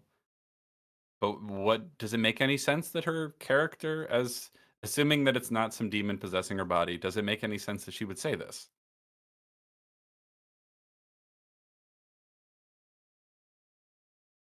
I'm not I guess convinced. maybe if she's trying to like, because he's been forced to move to the other side of the table from her, right? So like it's her attempting to kind of like, yeah, she's overreacting to their separation to sort of be like, nobody will love you the way I love you because I love you like this. Yeah, yeah, but that's not what the poem really No. says. I think because what, to the point you're just saying, what's about to happen next is when it gets to Bear, he takes a Jenga brick and it says like, "Oh, Kiss the kiss the person on person your to left, your and left," Sarah's the one to and the it's left. and so then Nikki walks over, just silently pulls Sarah's chair away so she can be the person to his left, and then just like like kneels there and puckers up. Like, I like that. That's Yeah. kind of effective in a much more straightforward and subtle way. That's like awkward, and I like how it mostly plays out in silence because everyone's just like stunned by the gall of it, you know? That's really effective for me. That's pretty straightforward. I don't have to twist and turn to try and figure out why she would do that. Very Yeah, I straightforward. mean, I And I guess like think the it's Jenga effective. block is also just like read the last note on your phone or take a drink, right? Yeah. Like, And yeah, just say that. yeah, And that just say helps that. me a little bit. That helps me, you Yeah. know? Like, otherwise it's like it is effective. He reads it very well. Like, okay, her performance throughout all this stuff, whether it makes a whole lot of character sense for her to be doing any of these things, she's good in all of Oh, it. she's excellent. Incredible performance. I think, assuming she chooses the right roles after this, she will go far. She's quite talented. She's pretty. She's got a lot going for her. But I think, there's a danger in getting kind of typecast for a lot of people with a breakout role like this. Anyway, her performance is excellent. But some of the things she does, I just don't think they make Yeah, any like it, like, sense. and it wouldn't take much to just like have her read the Jenga prompt, right? Like, Yeah, like yeah. d- it's not Or like it say, or even if really dissolves the tension, you know, when she's no, it reading it. doesn't. Because if it's just like, oh, read the last note on my phone, okay, and then she just launches into this like unbelievably schizoid description of like an incestuous relationship between Hansel and Gretel, is like, Yeah, oh. Like it's the same reaction. It's the exact yeah. same reaction that everybody would have if you just read the Jenga prompt. And I don't know why we don't like. Why do we keep the cat shrine earlier and not include that? Right? Like, Yep.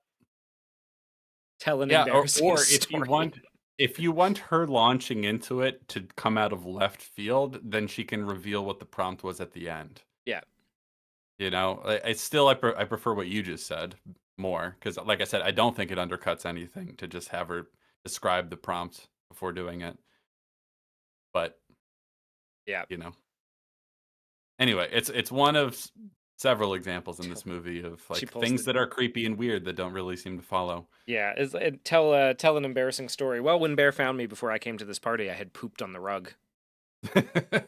How embarrassing. How embarrassing.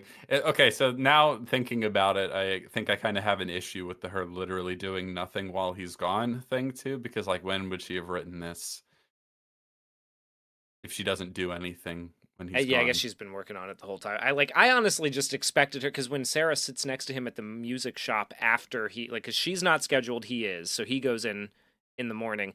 Also, she's duct taped the door closed, and we don't. I don't think we do enough with that as like a comedy beat because like there's a really like almost small throwaway line of her just being like, oh, I guess you have to stay.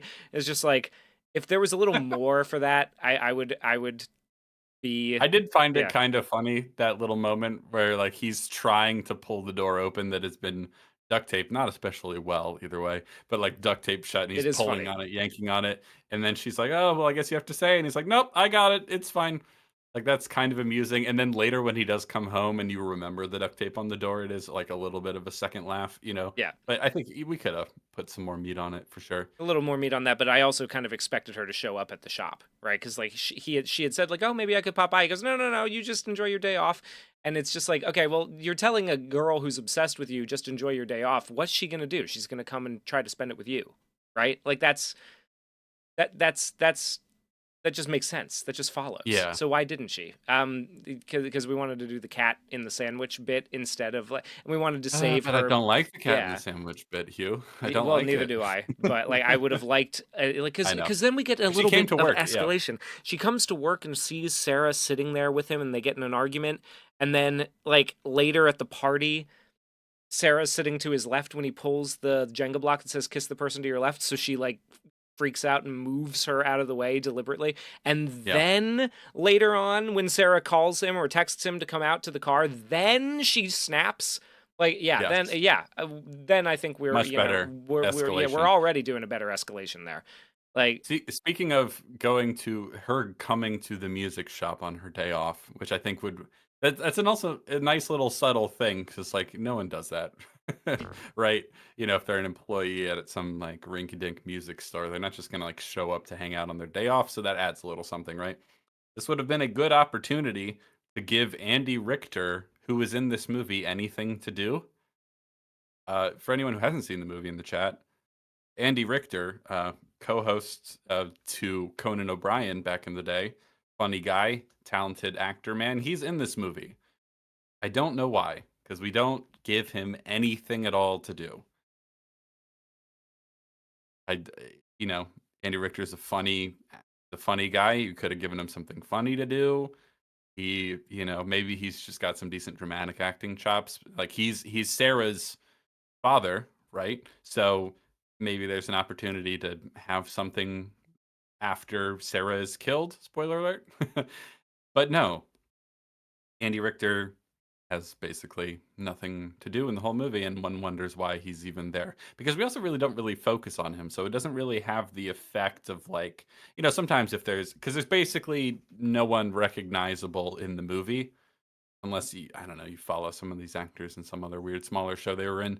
Um, so something like this, if you have one more recognizable face, it lends it some credibility to some people, right? This is what Chris Stuckman and Neon tried to do by inserting what's his name? Who did they put in Shelby Keith Oaks? David. Keith David, thank you. Oh, I was just Andy talking Richter being in the movie. yeah, and having nothing to do. Yeah, he doesn't even get a good joke in. No. Yeah. Why is he in the movie? And I was just saying they don't really focus on him like they're trying to give it some production value by having a recognizable face in it. No, So he's I don't barely really like the only delivery he even really gets is like off kind of he's off screen. Like you didn't even have to pay yeah. him for that probably. When we introduced him, you hear his voice and I'm like, I know that voice. Who is that? Is that Andy Richter?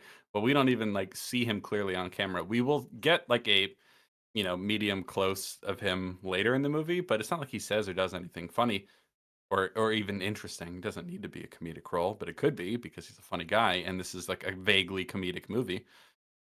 Oh, I I don't know. mean, yeah, that if you view this as like dating a bipolar girl, the movie, or like Yeah. dating a Latina, the movie, like you're pretty much it's comedy gold, dude. It's kind of crushing it. Yeah, there's a lot of funny stuff in the movie. That's sort of why I don't understand Why why Andy Richter shows wasn't up. given anything Yeah. funny. But there's an opportunity to, if while him and Sarah are at work and Nikki comes, even though it's her day off, which is already odd, and she gets there and she's like trying to get his attention by like pretending to be a customer or something like that. And then Andy Richter can like come over and like Be like, interrupt what them the or fuck are you something. doing, Nikki? Like, well, Yeah. they all know. Okay, this is another. So we're gonna go to another little tangent about the rest of the characters, right? Because there's really operatively only four, right? There's there's Yeah. Ian, there's Sarah, there's Nikki, and there's Bear. The level of disconnection between like they don't feel like actual friends really even for like right off the rip, you know. No, when they all go out to trivia together, It's a little stale, It's a yeah, little stilted. and the movie isn't the script doesn't do a lot to so I mean and this is more of like an external world building thing and I guess if we're just viewing this as sort of like a quick little monkey's paw, kind of story, it's not necessary but it would have been nice to have is just like yeah, she's not close with her dad but like do any of the like do any of them really interact like outside of just when they're on screen together. Really, like there's the bit about how like Sarah and Nikki were talking about Bear, and Nikki said that Bear she only looked at Bear as a brother, and she knew Sarah liked her or liked him. But then she starts dating Bear, and it's like that. You don't think Sarah's gonna confront her about that in any way? Like, is she just a little bitch like Bear too? And then Ian was hooking up with Nikki, and he thinks that Nikki is doing this to get back at him, so he's not gonna confront her about that. Like, they're all just sort of it's not particularly deep on the character work for anybody outside of the No. main two. And that's a little like it's not like it's necessary, but it would be nice to have if they're going to, Yeah. all have these interconnected, relationship webs. I'd like to see a little more of that play out in some of the interactions to flesh it out a bit. That, just a little more to bite into, that isn't just rotten cat meat. It feels a little doesn't feel super three-dimensional in terms of the characters and all their relationships to each other. It feels like a little dead. Like there's not enough life in there. Especially I think with the way Ian and Sarah relate to Nikki. Uh, like in the whole back half of the movie.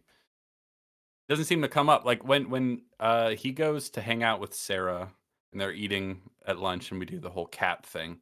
Um they're mostly talking about her trying to get into art school or Yeah. beautician school or No, no, no, tattoo tattoo school, but school. She wants to go to what tattoo school, which like I was while I was is watching it this, I'm like that's not a thing. is it that explicit? She wants to. She's like, oh, well, because he keeps talking about like she wants to be a tattoo artist, and so she's Mhm. trying to get Which you into do it. not need to go to school No, for. you get an apprenticeship, and you like yeah, like maybe if we were having her apply to that, but no, she's applying to like colleges. She's applying to art colleges to get in for like I guess a tattooing pro. There's one state in the entire United States where you have to do it, and it's not the one where they live. So it's like, okay, yeah, I mean, I guess. I guess. So, okay, real quick. Filthy Casual said, it felt to me like four kids who were high school friends, but all ready to move on and stuck in their little town. I don't know. Because, like, it felt like four characters who were just sort of like slapped together to make the script function. Because, like, there's no drama between them, really. And I feel like there needs to be more if they're high There's school lip students service with to drama that history. Yeah, they imply drama, but I don't know that we really see them act like there's drama. yeah. Well, no, they don't. Like Sarah beating around the bush and not wanting to confront Nikki about this, but like I don't know, man. Like it's just it's very thin. It's very thin on that, and I wish there was more. I think the other two characters, like Sarah and Ian, are not functionally doing a lot. They're not serving much, apart from escalating the stakes for the third act when it's far too late for Bear to start taking, action, but he's gonna do it now anyway. Um, did she friend zone him by asking Bear for a kiss before leaving for art school? No, I know because she's trying to like convince him to dump her. That's what's going on there. She's like, no, you need somebody who's more chill than that. You need somebody who you're like, I don't like your girlfriend. Hey, you, I should be your girlfriend. That's what she's doing. She could even play that like on the Yeah. guitar, pick a guitar off the wall and start playing that song. To really drill the point home. No, I just yeah, I agree with you. I agree. I think that they're a little two dimensional. Yeah, and real like filthy casual. Like Ian is just there to be the friend boning Bear's crush in secret, and they like his actions don't really reflect that. No, That's the thing that like I'm like okay, I like it. I like it as a dramatic device. I think that works. But we're not doing anything with it in the script really. It's not affecting how he moves in the world. So I I No. I just cuz like yeah, I know that nobody's like people don't say exactly what they mean. We all know that, right? But like his big interaction with Bear confronting him about his relationship with Nikki is that he's like, dude, it feels like Nikki's going through something and you're taking advantage of her. Just saying. And like what he means is, well, I was together with Nikki kind of on and off, and it feels like after our most recent argument, she's doing this to get back at me. It's just like seeing more of that would be nice instead of just hearing it from Sarah in the car right before she's murdered. That would be cool. I would like that. Yeah, no, no, Yeah, I know. I just was. I get you were agreeing with me, bud. I was just kind of extrapolating. That's all. riffing on it. Riffing on Just it. That's all that continuing. was.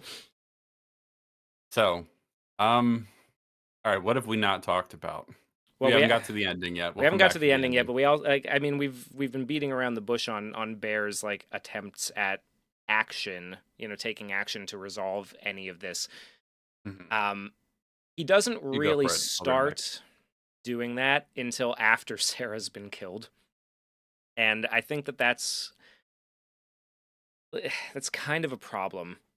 Especially because like now it's practically like now so we established that what he can do, the action that he can take, um, through via his conversation with Curry Barker, right, is that until Bear dies, then the wish will be active.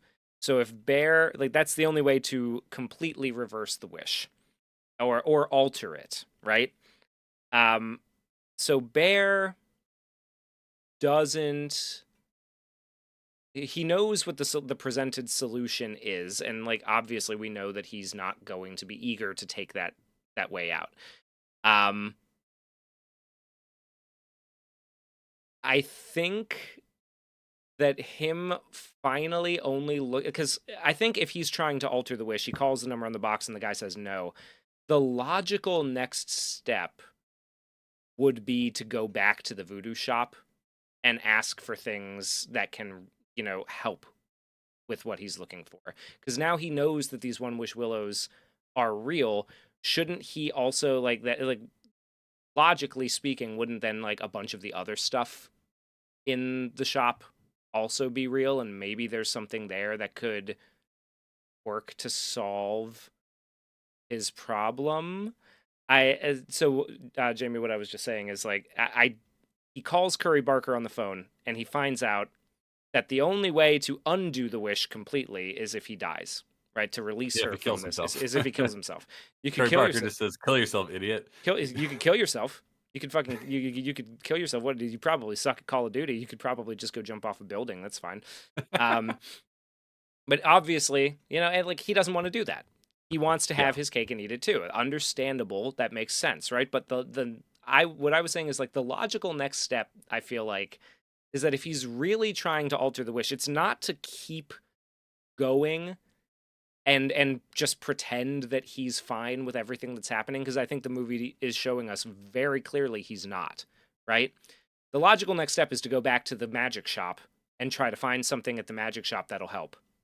Yeah. Another wish. Another wish maybe, or and I Because think he'll do yeah, that later, but like anything else on the that should be shelves. the next step. He doesn't Should be do the next that. He step. doesn't do that until Sarah's dead, Yeah. which is a problem. Yeah, I agree. I mean, Yeah. because as pathetic as he is, he's already started down the path of like, what can I do to change it? And the guy says, well, you can kill yourself, idiot. And he's like, okay, well, I'm not going to do that. Um, maybe I could go to the store get another wish. Like, yeah, that's the next That's the step next step. now, not like a week from now. Yeah, not later, not like not after CSI. Not after breakfast. Yeah, not after CSI. Now, that's the logical next step, right? Especially Yeah. because like he's desperate to show Ian and Sarah that him and Nikki are actually fine, right? Like he doesn't want to Mhm. admit that what he's doing is wrong, so he wants to try to, fix the problem. So when he calls the number and tries to get it to be altered and finds out he can't, he should go straight to the magic shop, basically.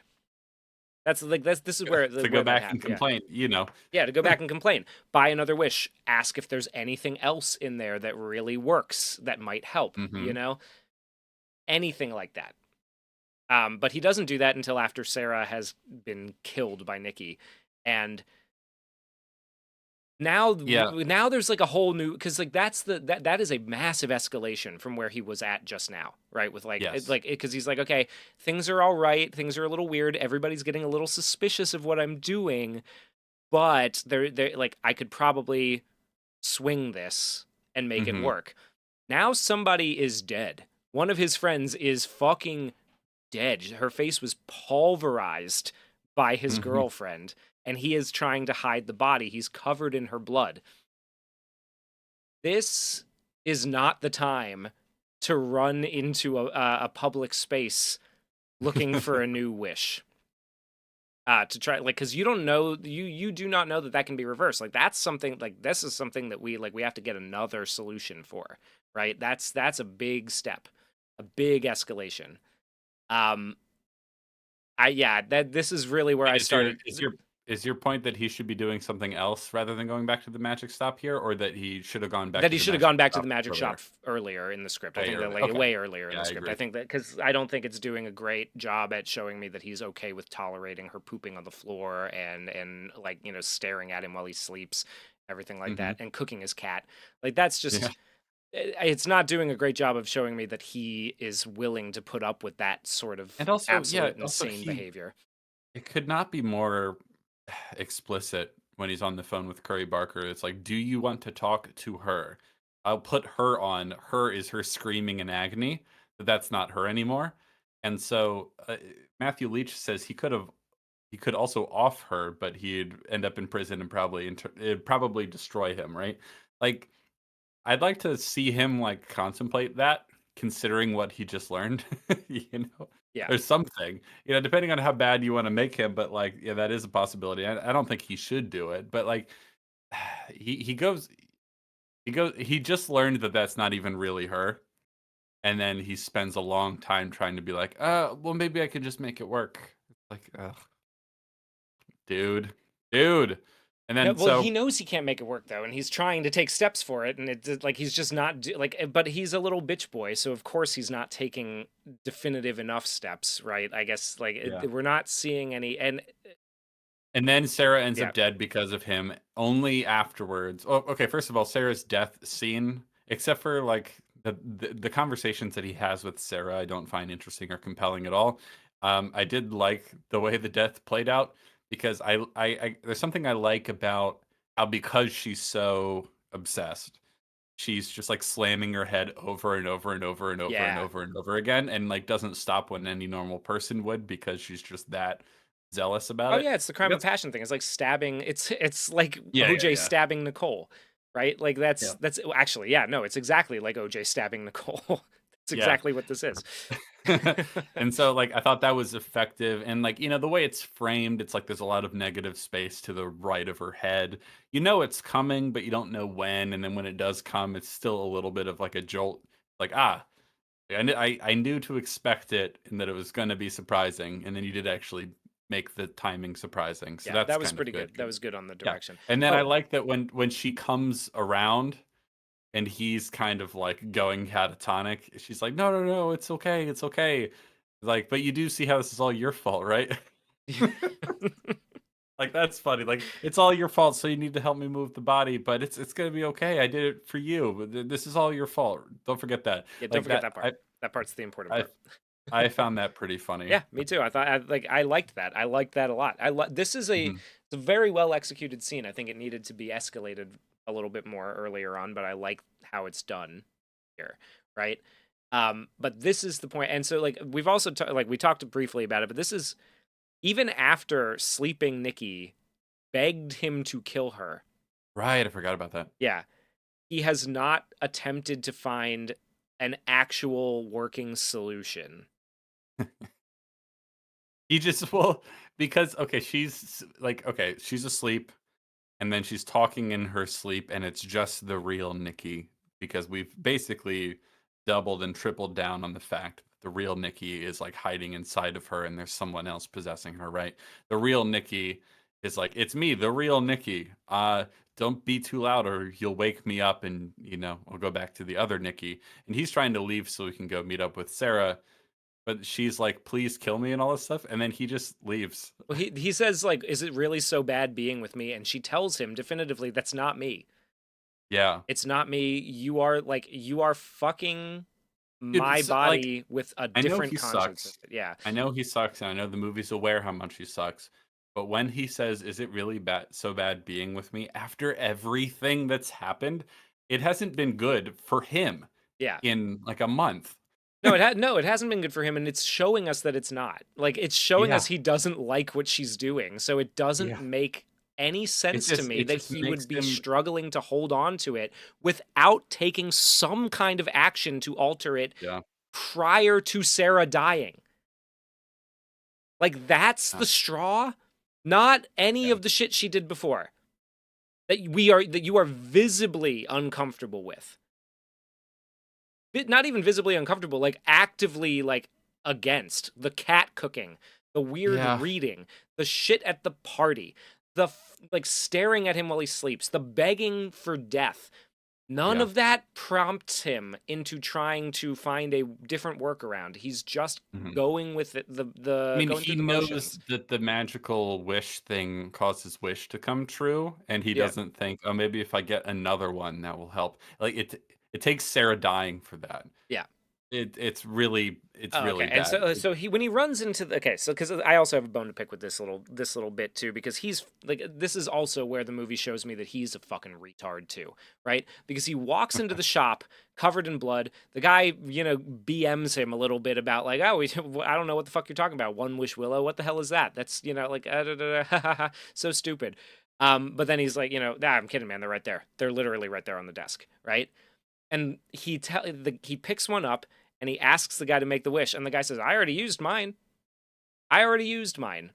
Very clearly enunciates it and everything. He goes, "No, no, no, I already used mine. Maybe she could do it for you because she'd do anything for you, right?" And then he goes out into the car and tries to use a second one. You just were told that won't work. Not the I can understand Very trying. clearly. I could understand trying, but it's just when you pile this on top of everything else that he does or fails to do, it's like, God, you're a You are a fucking retard." dumbass, dude. He's really You dumb. are so stupid.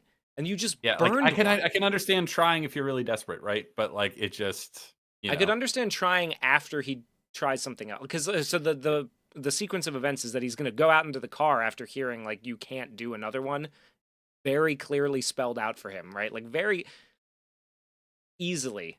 He goes out into the car to try one and burns it. So he only has two left. So he takes it over to Ian. Well, no, that one doesn't break. Oh, okay. Yeah, Okay. remember he tries to snap it and it I won't thought, snap. yeah, I kind of thought you had to like pull it out of the box at the, like that was part of the ritual. That was Oh, yeah, because like I didn't he think brings so. one in a box to Ian. He doesn't bring the open one. Okay, maybe that did, and I don't know. Yeah, I I because like it it. plays a silly little jingle, like a weird distorted little sound I effect. do like that Maybe sound that's effect. part That's of kind it. of nice. Yeah, it's fun. Yeah, fun Okay, stuff. so he takes it to Ian, tries to convince him to do it. Uh, Ian doesn't really believe him. Ultimately, rather flippantly says, "I wish for $1 billion." He snaps it. It starts raining bundles of cash from the ceiling. They're crashing all over him, and Ian's like, "Holy shit, it worked!" And Bear's just staring at him like, "You motherfucker!" Well, It's a God, the funny little moment. scream that he does when Ian says, "I wish I had $1 billion" and breaks it is great. It's Hmm. great. I like that scene where he's trying to Yeah, convince him to do it. I love that scene. I think it's great. The money instantaneously showing up is really funny, and like yeah, yeah. like that's It's a all fun really good sight stuff. gag. Yeah, Yeah. it's good. One of the problems that I have is what we're gonna do later because he goes immediately from here back home where Nikki is, and where Nikki has like I don't know what she's done with Sarah's corpse. Like she's tied it naked to a chair Yeah, in the bathroom, and as then you also like as you do. tattooed herself with Sarah's tattoos. Okay, so the whole like vertigo of it all, where she decides like, oh, well, maybe if I'm more like Sarah, he'll like me more. Like, I'm fine with that. I'm fine with that. I like the corpse to the chair I don't. is It the feels like point the where I'm cat like, yeah, thing. it feels like we're doing It's this to be horrifying, but creepy. it's like I don't understand exactly what you did here or what you're trying to do. Yeah. I mean, it's disturbing, Yeah, but like, but okay, so like, why? and the how this ties into the $1 billion thing, right? Is that like, so we see Bear and Ian in the room as that happens. Bear leaves, he comes home, and he finds Nikki, and then after a little bit of a confrontation, Ian shows up pounding on the door, going, "Bear, I have $1 million. It really works, man." Yeah. Yeah, that's you would think that he wouldn't go back home alone. You think that, obviously it didn't get what he wanted in terms of reversing or changing the wish, but you would think Ian would be on his side now. Yeah, you would think that that would be like, "Holy shit, wait, like he has $1 billion." Bear's trying to like, why is the logical next step to just like immediately run home By by yourself, yourself? not with Ian. Yeah. And why does Ian show up to be like, "Oh my god, dude, you won't believe it. It worked." It's like, I think you will believe I think he will believe it. it. He literally watched you do it, dude. Why did you chase him? Yeah, he says, "Open the door. I got like $1 billion, dude. It's real." Yeah, we That he saw. says like $1 billion is also pretty funny. Yeah, Like, yeah, we know because like I don't know, like what there's no question that it's real at that point. And if there's no question that it's real at that point, shouldn't it shouldn't Ian be on his affect side now? shouldn't he be Yeah. on your side? Shouldn't he be like, "Oh my gosh, I believe you. Maybe she actually is crazy," etc. Or wouldn't this now, like, shouldn't this create some new form of tension? Because what Bear's trying to do, seemingly, is wish that he had never made the wish, which would then reset everything and sort of like save Sarah's life, right? And put him back at square one, like at that moment where he's about to open the box in the car when Nikki's walking away, right?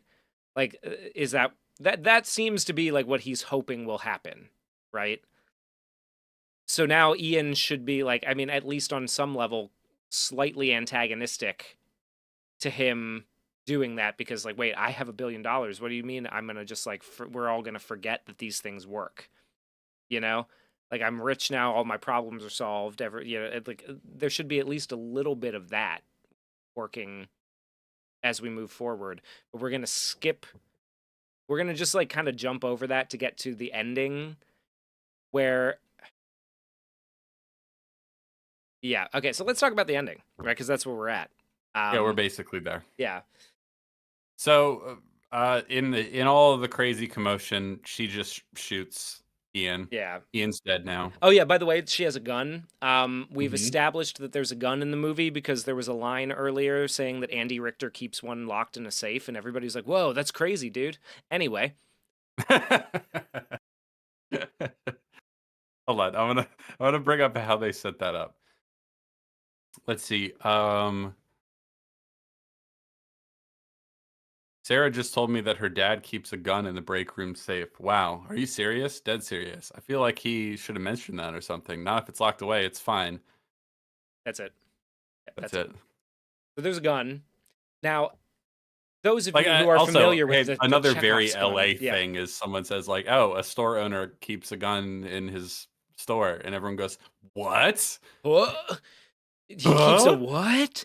What? Is he like a Republican? Are you a Republican too because he's your dad?"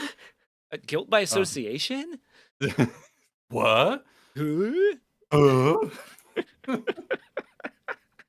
No, so those of you who are familiar with the concept of Chekhov's gun, right? Yeah. You will clearly spot the fact that this throwaway line in like the first 15 minutes of the movie is telling you where the movie is going to end, right? Like Yeah. it's going to happen. Yeah. Um And so, yeah, she kills Ian. Ian's dead. Bye, Ian. We never really did a whole lot with you ultimately. What a shame. Bam. Um, It was a fucking good shot too. She just turns around and poof, could have got him. Um so now two yeah, so people are dead. now, We're like, keeping track basically, of it. she's like, she's got the gun pointed at him. She's like, "I'll kill for you," all these other things. And Nikki he's has like, killed just, two people. yeah. And she's like, and so basically, he just kind of against his will. It's like, "I love you. I love you. I'll make this work. I promise." All that sort of stuff like that.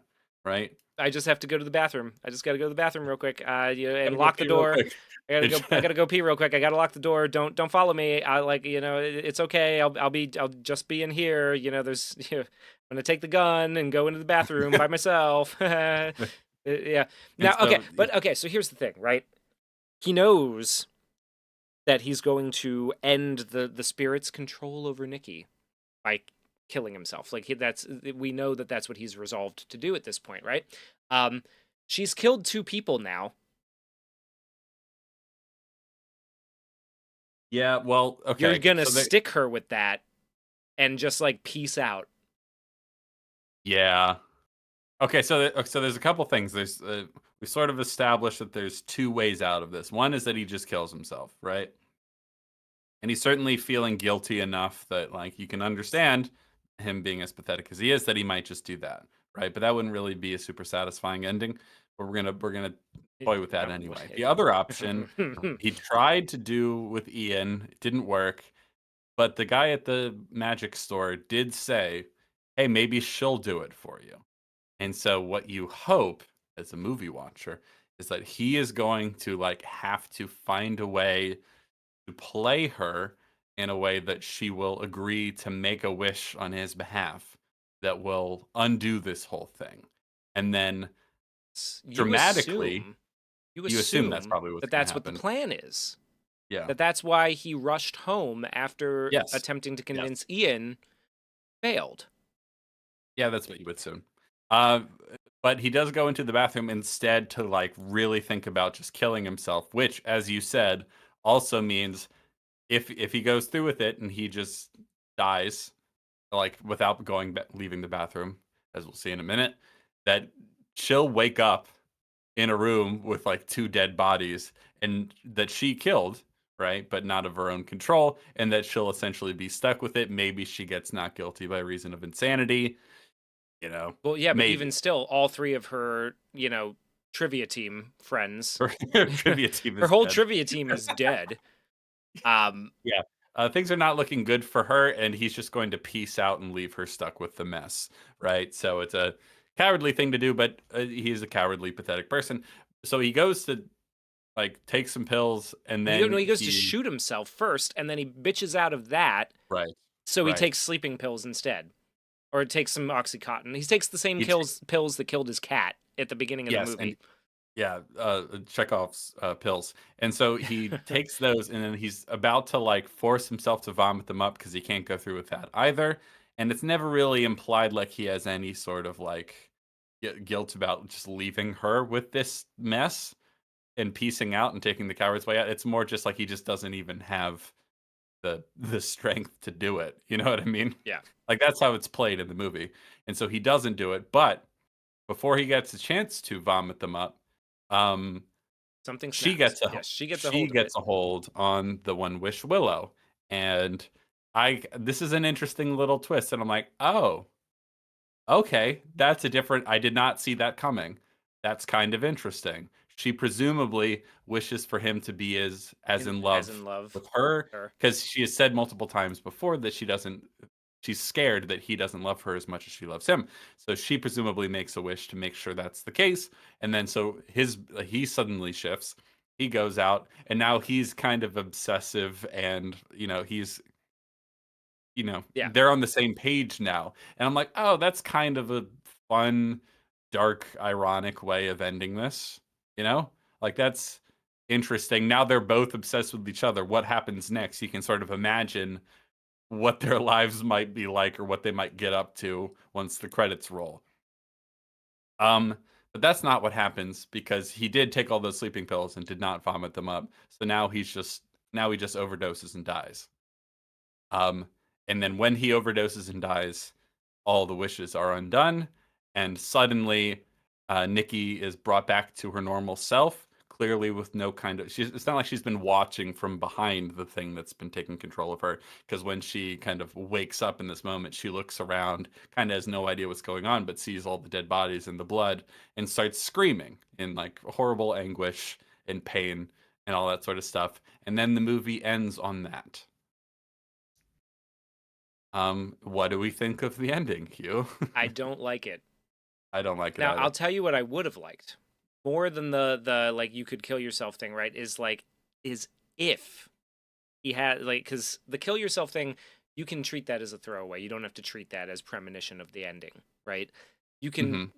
he can. I wish how they would have done this if they were gonna do a bleak ending like this because I don't dislike a bleak ending, right? As you know, Feels earned and all if that. it feels Yeah. earned. Now, how could we earn that? Well, he tries to convince her, please, if you love me, please use this thing and wish that I had never made the wish, please. And if she like we have to see him convincing her to do this and like have that whole, like basically, all however you would write that, right?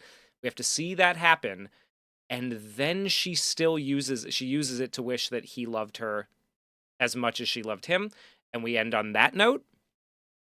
Yeah. That's a lot dramatically stronger than this because it shows that he did have a moment of it. So, Filthy Casual said he respects the that they kept him as a coward throughout the entire movie, and I can get that.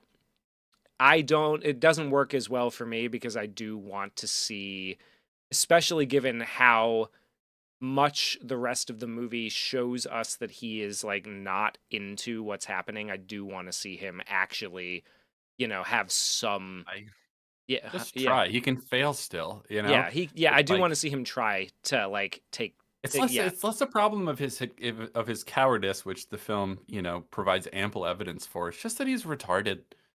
Like he just can't. He's so pathetic and retarded. Like he should have gone back to the magic store like a solid 45 minutes earlier in the movie than he actually does. And like he should have like tried to do this a little harder. He tries with Ian and then he just doesn't even try. Just like, dude, come on. Like you can use your brains. You can convince her because he's too the cowardice is in him not like killing himself. That's how he views it, right? And but like he doesn't even try to like do anything clever at all to sort of like play into her obsession in a way that he can get her to make this wish without revealing to her what it's going to do. Right? That's the interesting dramatic thing. Like I want to see how he does that, how he goes about it, even if he fails. Yeah. Doesn't even try. So real quick, Matthew Leach says his own wish is his own undoing. Pretty fitting for what turned out to be an abhorrent wish. I like that. And Mr. Burpler, I like it more if the idea is that he doesn't die and he ends up getting the same wish used on him by the means of Yeah. yeah. I think that Yeah, that's a that's dark more ending. karmic and poetic Yeah. justice to him. Yeah. So okay, so there's basically like three endings here that I think you can do something good with, and it's almost like he tried to have little bits of all of them, Yeah. even if they don't work together, right? So number one, we just established. So like he gets the wish used on him. Now it ends with both of them being kind of weirdly possessed by demons in like a terminal like dark infatuation with each other, and we can kind of speculate what sort of awful shenanigans will happen after that, or whether like we can wonder at what happens once the credits roll, right? And that's kind of dark and tragic in its own way. Another is that like, okay, what if he gets her to make the wish and it actually works, and we finally, after all this, get to have her confront him, even if it's not like a real like apology or owning up to it, like dramatically it could be very interesting if she had the opportunity to actually confront him over everything that he did. You know what I mean? Maybe he Yeah. kills himself after that. Who knows? Like there's something interesting there. That's a possibility. Instead, it's like, okay, we do the thing where the wish gets used on him only to immediately undo it, and he just dies from taking the pills that he didn't have the ability to stop himself from taking anyway. And now she's left alive, stuck with everything, no chance of confronting him over it, no real like I don't Yeah, know. It's he gets to just I mean really he kind of just gets to take the easy way out of it and not basically yeah. all of these options that we just sort of went through. They all have the quality of like, oh, he's undone by his own wish. Yeah. This There's no, really this yeah, is like the easiest way he gets out of what he did, right? It's like he yeah, just dies. yeah, Yeah. And yeah. So that's it's yeah, I don't know. I It's not very no. satisfying. I kind of like I thought it because it came as a surprise when she used the wish on him and then did the same thing to him and now they're both kind of possessed. That was like oh, that's kind of like ironic, a little funny in a way that feels in keeping with the rest of the movie and fucked up and horrible and bleak at the same time, you know? Yeah. And genuinely a little surprising because when you hear the twig snap, I was like, "Oh Oh shit, I didn't shit. see Yeah, that that's coming." pretty good. That's pretty Not fun. I bad. didn't expect that. And then it's like, ha, just kidding. He dies. And she goes back to normal, except there's no chance to confront him or to get any answers. She's just left screaming. It's like, Real quick. ugh. Oh, and earlier, right? And something I think this is something that it does out of convenience, and a lot of horror movies kind of do this too, playing a little bit loose towards the end with their own internal mechanics, right? But at the beginning, you remember how it took time for Nikki for the Yeah, wish to infect Nikki. yeah, Doesn't take any time at all at the end no. with Bear. He's just like, oh, okay, yeah, because Dream something just asked why was the wish why he stopped trying to puke out the pills.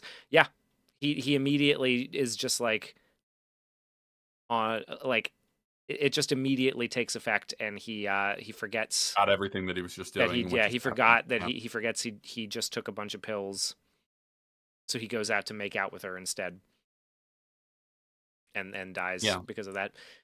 Yeah, the ending is lame and unsatisfying, Yeah. I think. But there was potential There was a right lot of there. potential. There We was a were lot. right Yeah. there, Well, man. they did it. They did the really like the bleak, Yeah.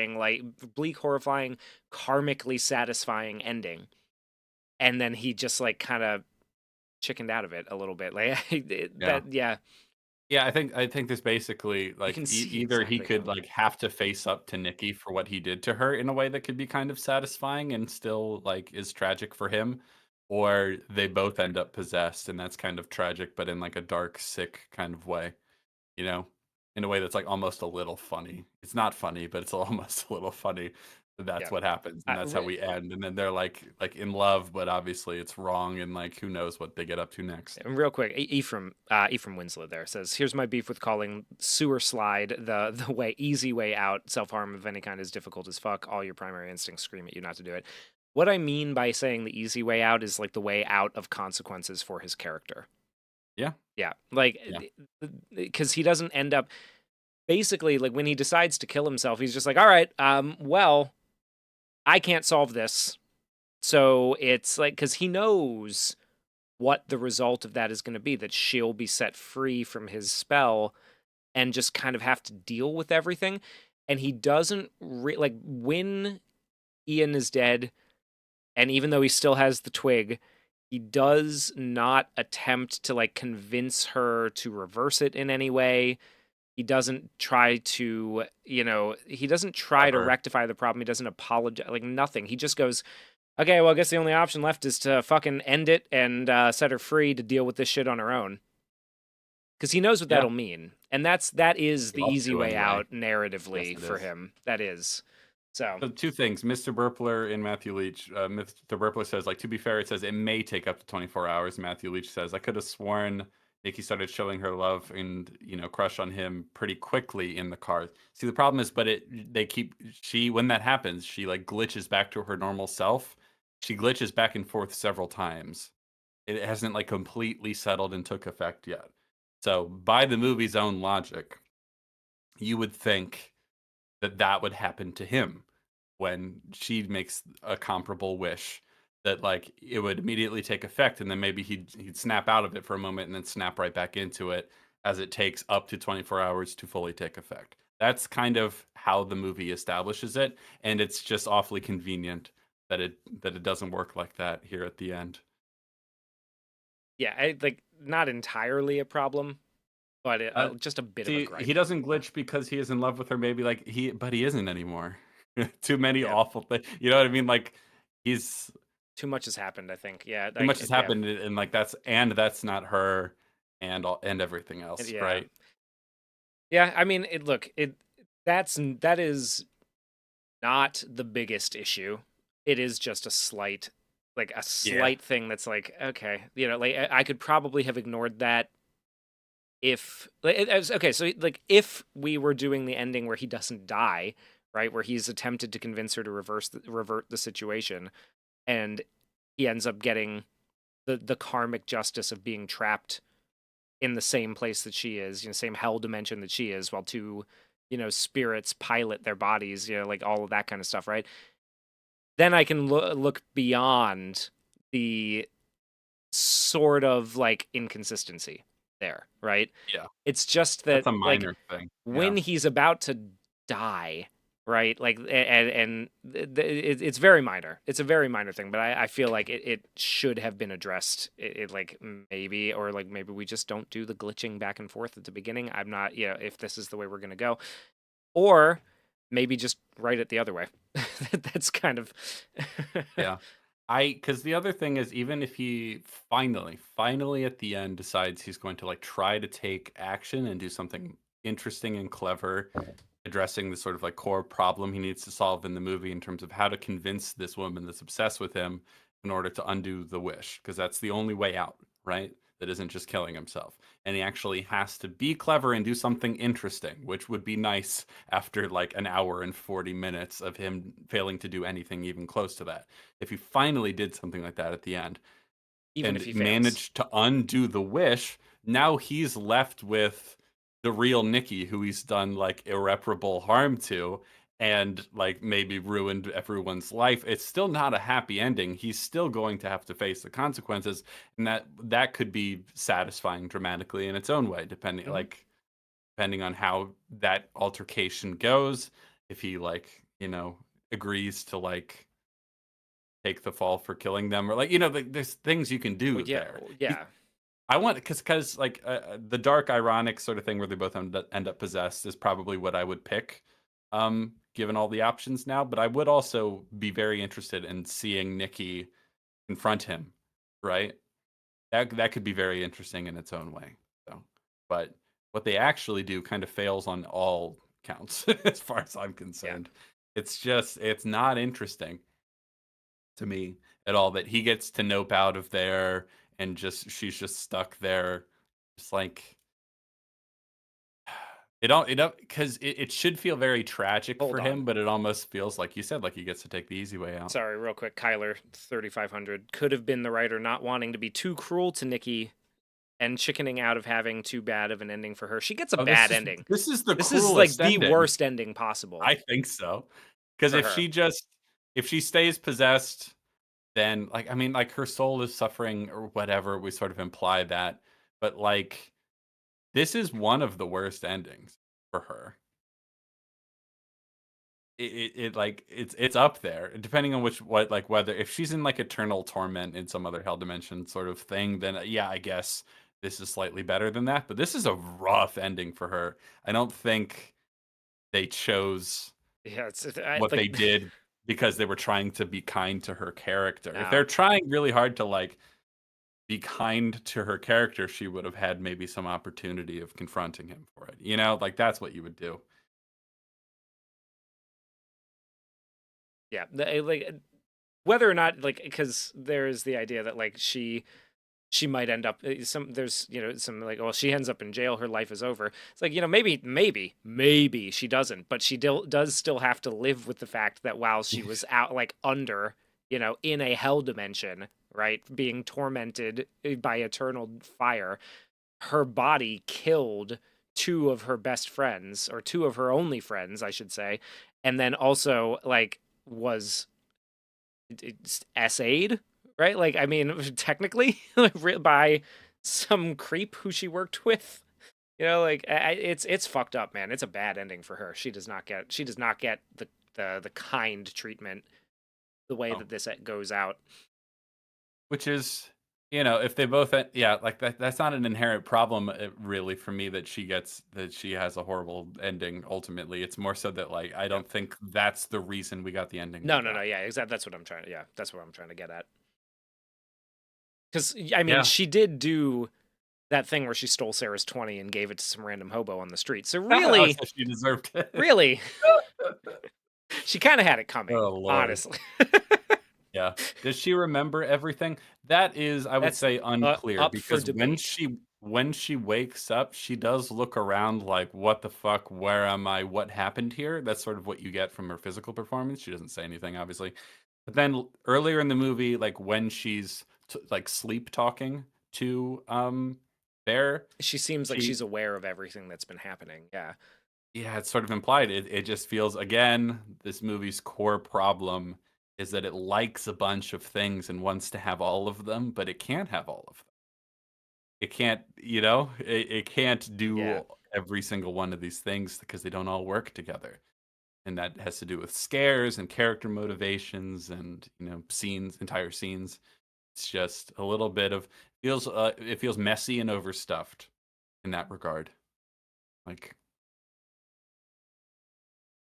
yeah. Yeah. Griftly Bears, do you think, asks, do you think they had a good premise but no idea how to resolve it? I think they had an idea, but this feels almost like this was like first draft material. Like we could have made this. Oh, Yeah. I'm glad you say that because you can find the original script online, as I Oh, have. interesting. But already just by looking through it, because I was looking for the transcript so I could get like the exact lines said in the movie. But it's clear from this script that this is an earlier draft and that a significant amount of things have changed. So it doesn't make for a good transcript of everything that happens. But I want to jump to the end to see what the ending was. Okay.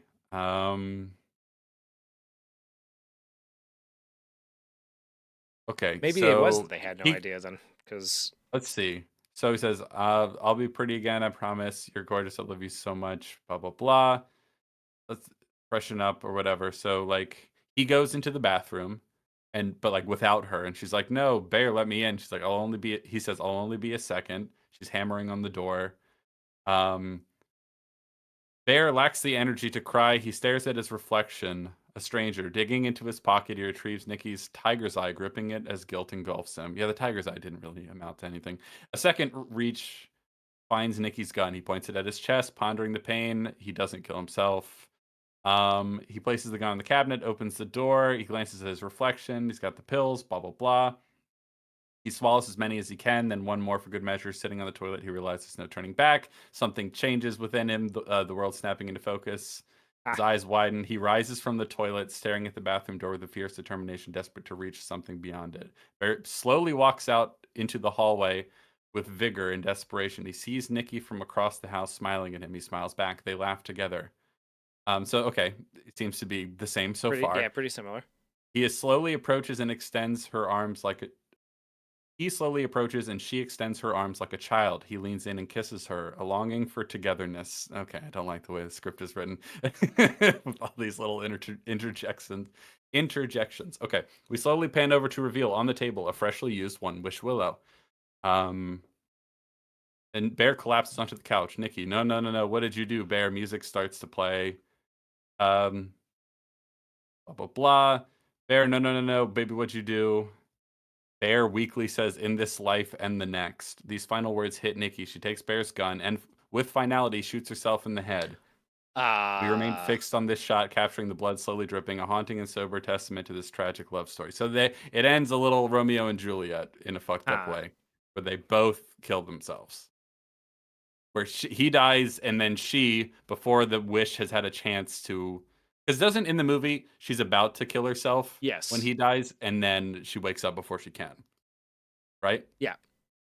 In this, she just kills herself. In the Mm. original, I should say. Okay, so second draft. Yeah. Yeah.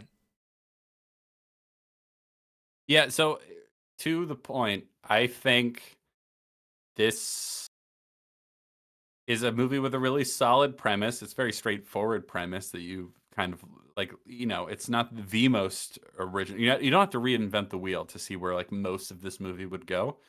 Fairly straightforward. However, I think the problems are all in the execution. And Yeah. it's a lot of like, that was really good, but then you also included this other thing just because you thought it would be weird and or funny and or scary, but it actually contradicts the other thing. You kind of had two ideas, one where she's possessed by some other spirit and she is trapped in there and in horrible pain, because that's scary. And I agree that that's kind of scary and fucked up. But then also it's totally real for her, and that's kind of scary in its own way because it's taken all her agency away. But you can't have both. And at the ending here, it's like you saw the potential for a couple different endings. You wanted to have a little bit of the moment where they're both possessed because that's kind of cool, right? And but ultimately you decided, nah, no, we're not going to have that. We're going to have him die and then her wake up. Because isn't that scary? And I'm just like, ah, okay, but not as satisfying in either direction you could have gone. You could have gone two directions here at the end, and you went for like a weird thing in the middle. Doesn't really work for me. Yeah. The execution is where all my issues with the Yeah. movie Pretty are. much same. Yeah. The core idea is strong. A Yeah. lot of the execution is legitimately quite good. We sort of focused, I think, in this stream mostly on the stuff that doesn't work, just because that's more interesting to talk about. But I hope we did emphasize some of the things that we think work quite well and are Yeah. quite strong, because there's quite a few of them. There's a lot. I mean, his framing is quite good, and her performance is excellent. Yeah.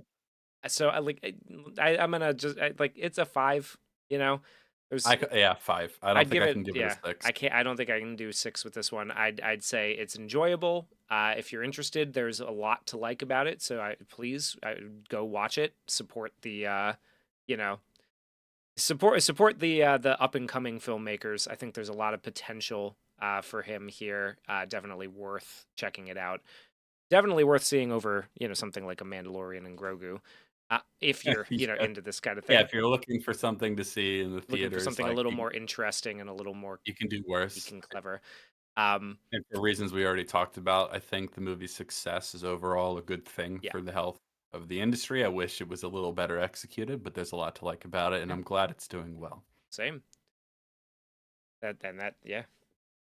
So here's the question I have, because in terms of like being optimistic about what the success of this movie represents, one caveat I have to that is about like Curry Barker's career specifically, because this is a Blumhouse movie and he has already been scooped up by Blumhouse, as any sort of smaller indie directors with any promise get scooped up by the various studios. And he is already being tapped to make another Texas Chainsaw Massacre Oh movie. man. See? Okay, you see, like one of the things that I saw, like one of the trailers that that played before this movie was the trailer for Evil Dead Burn. Did you see that? I didn't see that one, no. I saw Insidious, the next one, whatever the hell that's called, but Insidious, the next Insidious, Insidious yeah. Doomsday. Um, no, the Evil Evil Dead Dead Burn, no, I didn't Burn see that one. trailer features a screaming woman just like army crawling along the floor while a bunch of Mhm. random shit like happens in the background. And I just the trailer alone frustrated the shit out of me because I'm just sitting there just being like, just get up. Like stop crawling. Just stand up. Like get up and move. You do not need to be I don't know what's going on. It's going on forever. I like I have no interest in seeing that movie. But See, he's okay, a already the couple fact that he's already being tapped for another fucking Texas Chainsaw Texas Massacre. like, okay, I Like, did see that Curry Barker said that, like, the Texas Chainsaw Massacre was, like, the first horror movie that he, like, fell in love with, so he clearly is kind of passionate about it, but based on this movie, I don't see, "Oh, he's the perfect guy for Texas Chainsaw Massacre in this," especially if it looks like this, for one thing. So I'm not terribly optimistic about what he does next, unfortunately. He's like, I would like him to do more original things and sort of like own that. But the idea, it's the same thing. It's the same thing with Zach Kreger for Weapons. I liked Weapons. I thought Barbarian was like okay. I have more problems with Barbarian, but Weapons I thought was pretty dang solid for a recent horror movie. And then he's like, I'm gonna do a Resident Evil movie. I'm like, why? Can you just can you please just keep doing more original movies at least for a little bit? who's the guy You who know, got before uh who got picked up for the Paranormal Activity reboot? oh, who was that? Who was that? Oh, Oh, Undertone. The the Undertone. Undertone guy. The Yeah, Undertone yeah, yeah. guy.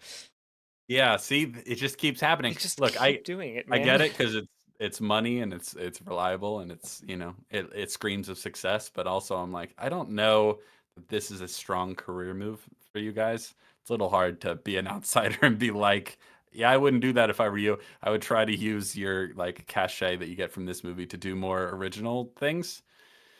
I think that would be because people are tired because no one's except for the people that really liked you and really liked this movie. A lot of people, when they see that there's a new Texas Chainsaw Massacre movie coming out, they'll be like, "Ugh, another one." They're not Yeah, going to but then be. like all of the horror movie fans are going to be like, yeah, yeah, another Texas Chainsaw Yeah, but Massacre movie. those people suck, and we shouldn't be trying to appeal to them. That's not who we should be appealing to at all. Like what's nice about this movie is that it's new and different, among other things. It's executed like okay, pretty Yeah. well in some cases, but it's new and it's different. Like it's a monkey's paw thing. It's not like reinventing the wheel, but it doesn't have to. But like there's a sort of like I don't know, like I described earlier, a sort of youthful energy to it that represents to me something of like a moving beyond the sort of stuck culture, just revisiting the same franchises over and over again thing. And then all these people that come in with something or anything mildly interesting and new that does pretty well, they're like, well, do you want to do the next thing we've made five of already? It's like, can we not? Yeah, could we make Can more? someone say no to that, please? I'm desperate for someone to say no to that. Um, Yeah, I don't Yeah. it's a little frustrating in that regard. I think overall, like I said, it's good. It's a healthy sign for the industry, but for his career specifically, I'm like I don't know how optimistic I am. Okay, real quick, because there's a question in the chat from a little bit ago that I wanted to address. It's from Revolver Snake, who asks, "Do you think Bear is morally wrong for dating her before he finds out the magic is real?" I think he knows He from the knows. start the He magic is knows. real, and like Yeah. I don't think there's any way that you Because he's can. he's acting like she's acting weird because she is acting weird, and he's Yeah, very, very much aware of how on a dime she has turned yeah. and how strange she's acting. But he goes along with it anyway because he thinks it's everything he's ever wanted, and he's more than fine with it by implication not being something she chose, which makes him a bad person, which is, fine and good and kind of baked into the premise, right? But Yeah. yeah, he knows, and he's a bad person. But but unfortunately, he's like such a pathetic bad person that it kind of like ruins what could have been interesting dramatic potential throughout. Yeah, yeah. Someone asked, "Is Backrooms better?" I'm not going to talk about that because Hugh hasn't seen it I yet, but will we be are going to seeing talk that about this week, and we that will talk about that in next an early Sunday. And stream next Sunday. I'm resisting the urge to tell him anything that I thought about it because I don't want to bias him. But we'll talk about that next week, and I'm sure it'll come up. Yeah. Someone else said, "So is this just another bad YouTuber horror movie?" I don't. No, I not struggle. just another bad. I wouldn't call it. No, I wouldn't call it bad overall. No, like I think that like it's pretty mid. it's It's a yeah, pretty messy and it's mid. a messy and mid execution with an excellent premise and some really good signs of life. Yeah, Yeah. yeah, So, yeah. And it is better. This is not Shelby Oaks. Shelby Oaks is like a oh two god, out of no, ten movie. Shelby Oaks is barely a fucking movie. Like, Someone did mention that when we were talking about recent YouTuber movies. Like, you forgot Chris Stuckman. It's like, oh, I didn't forget. no, no, no. Deliberately omitted is the Not phrase you're you. looking for. You don't count. Yeah. Stick to Your Gums has been asking us to recommend a few horror movies. If we're talking about like overall, what would be Overall, just some of let's the say your best horror top movies of all time. three horror movies, like that you would recommend watching? The Shining, The Thing. Those are like one and two for me. What? The Exorcist. It's maybe not in my top three, but it's a great movie, But like, yeah, and it yeah, like and it as and it recommended horror blows. movies, right? Oh, sure. Okay, I thought you just meant like my personal top three. But just horror movies I would recommend. They tend to be from the 60s to the 90s. That's where I think the heyday was in large, you know, respect. The Shining, The Exorcist, The Thing, Alien, um, Rosemary's Baby. Yeah, Rosemary. Misery is really good. Watched Misery. that recently. Ah, dude, I love Misery. What a what a fucking great movie. Ah, I'm sure if you give me just a second, I will think of more. Just shouting out movies that are good. Hold on. Do, do, do, do, do. Go to my likes. Go to horror. Um, it's horror adjacent, but The Silence of the Lambs is an excellent movie. The Fly, absolutely ah. one of the best horror movies of all time. Jaws is up there too. I'm a huge fan of Psycho. I like The Witch. The Witch is really strong too. 28 Days Um, Later. this one may be a little more controversial, but I actually think the Blair Witch Project is really, really solid. I like that movie too. Honestly, Um, like I do like the original Paranormal Activity also. You know, like yeah, it's fun. yeah, it's fun. It's I enjoy that movie. I don't know that it's great, but I like Yeah, it. same. um, if you want a deeper cut, there's a French movie called Eyes Without a Face that's surprisingly really Oh, is that strong. the one from the 60s where like he Yeah, yeah. That I like that one that too. one's really good.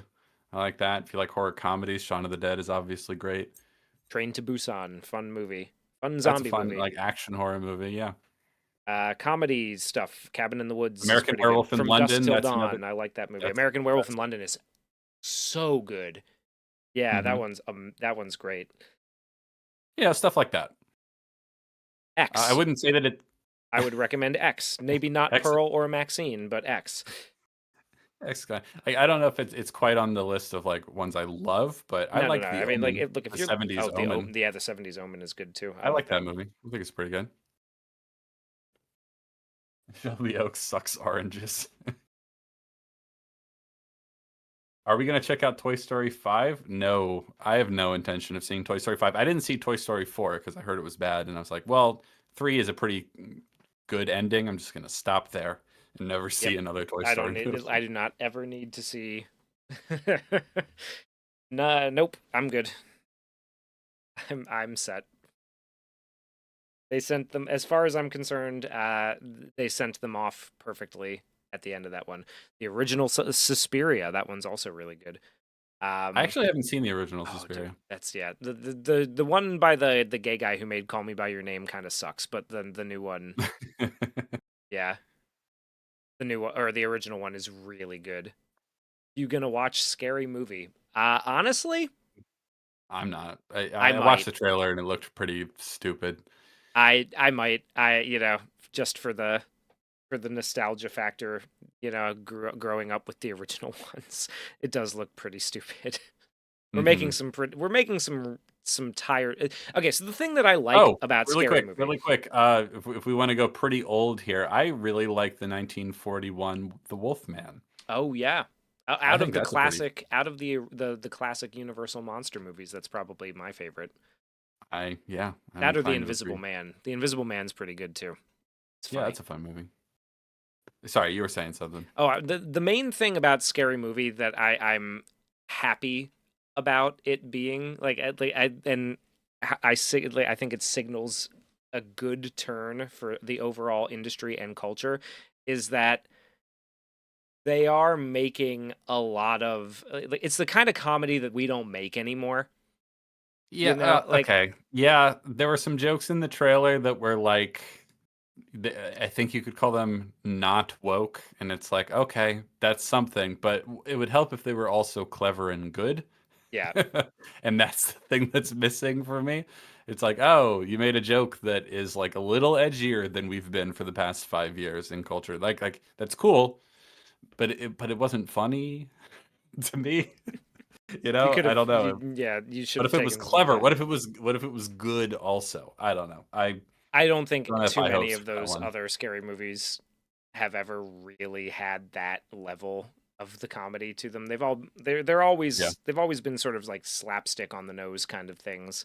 It's a broad blue comedy that we Yeah. don't get a lot of anymore, and I hope people I may not, but I hope people go to see it because I like Yeah. it's a kind of Yeah. lame or bad that I think blows the lame and bad stuff we've had lately out of the water.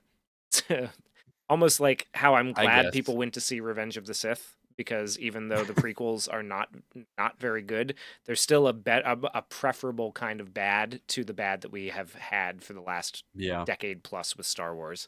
So I'm just on the. I'm just my brain's still on good horror movies to recommend. I'm a big fan of David Cronenberg's The Brood, underrated mm, movie. The 1970s Invasion of the Body Snatchers, I quite like. oh yeah, that's a good one. Reanimator, I remember Oh yeah, liking, but I don't know. Reanimator was fucking gross. I like John Carpenter's The Fog. I think that's an Oh underrated yeah, movie. Pirate Ghosts. I still like Cabin in the Woods. I haven't revisited it recently, Yeah, but I do like that movie. yeah. There's a lot to like about it for sure. Is Tremors horror adjacent? It's like a horror comedy, right? Yeah, it's like a comedy adventure with like it's got monsters in it. That's Yeah. something. Hey, you know what? Pitch Black. There's a horror movie you could recommend easily. Wait, what's Pitch Black? Pitch Black. Dick Riddick. Oh, right, right. The Chronicles of Riddick, Chapter 1. How could you forget? How could I forget? Because good question. Anyway, those are some movies you can check out that we think are good. Some horror pictures. Oh, horror comedies. Tucker and Dale versus Evil. Oh hell yeah! That's oh, a dude, bop. hell yeah! Tucker and Dale versus Evil slaps.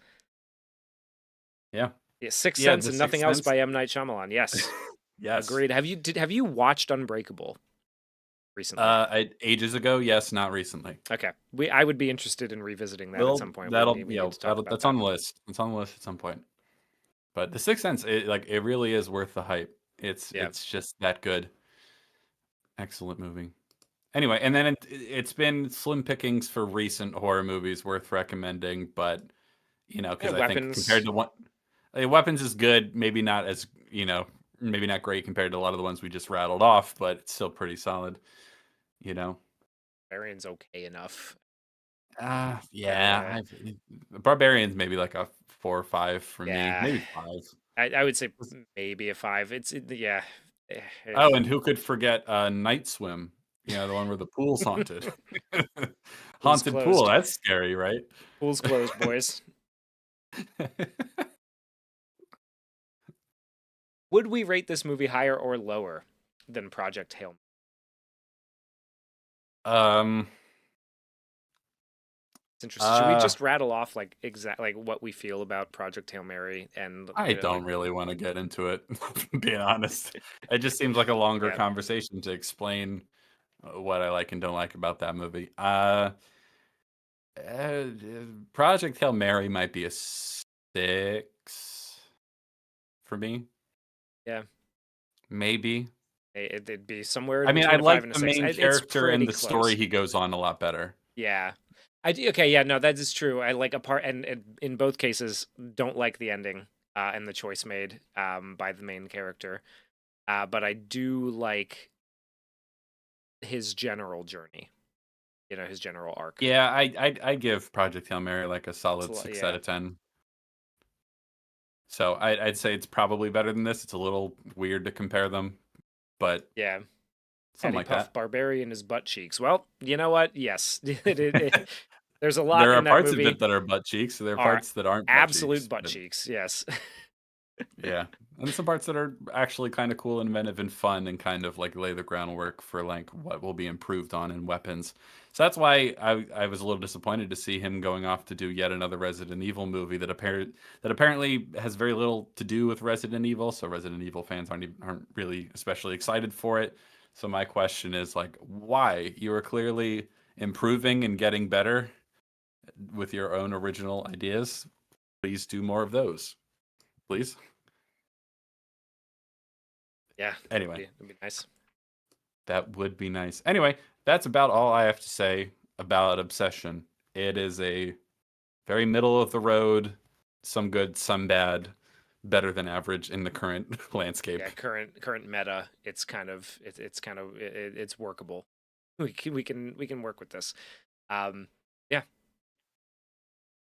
That's it. That's all I got. Thank you for the super chats and thanks for hanging out with us. We appreciate it. We will be back here next Sunday, probably the same time, definitely the same place to talk about Backrooms. Yeah, might the be a little the earlier. 4chan creepypasta movie.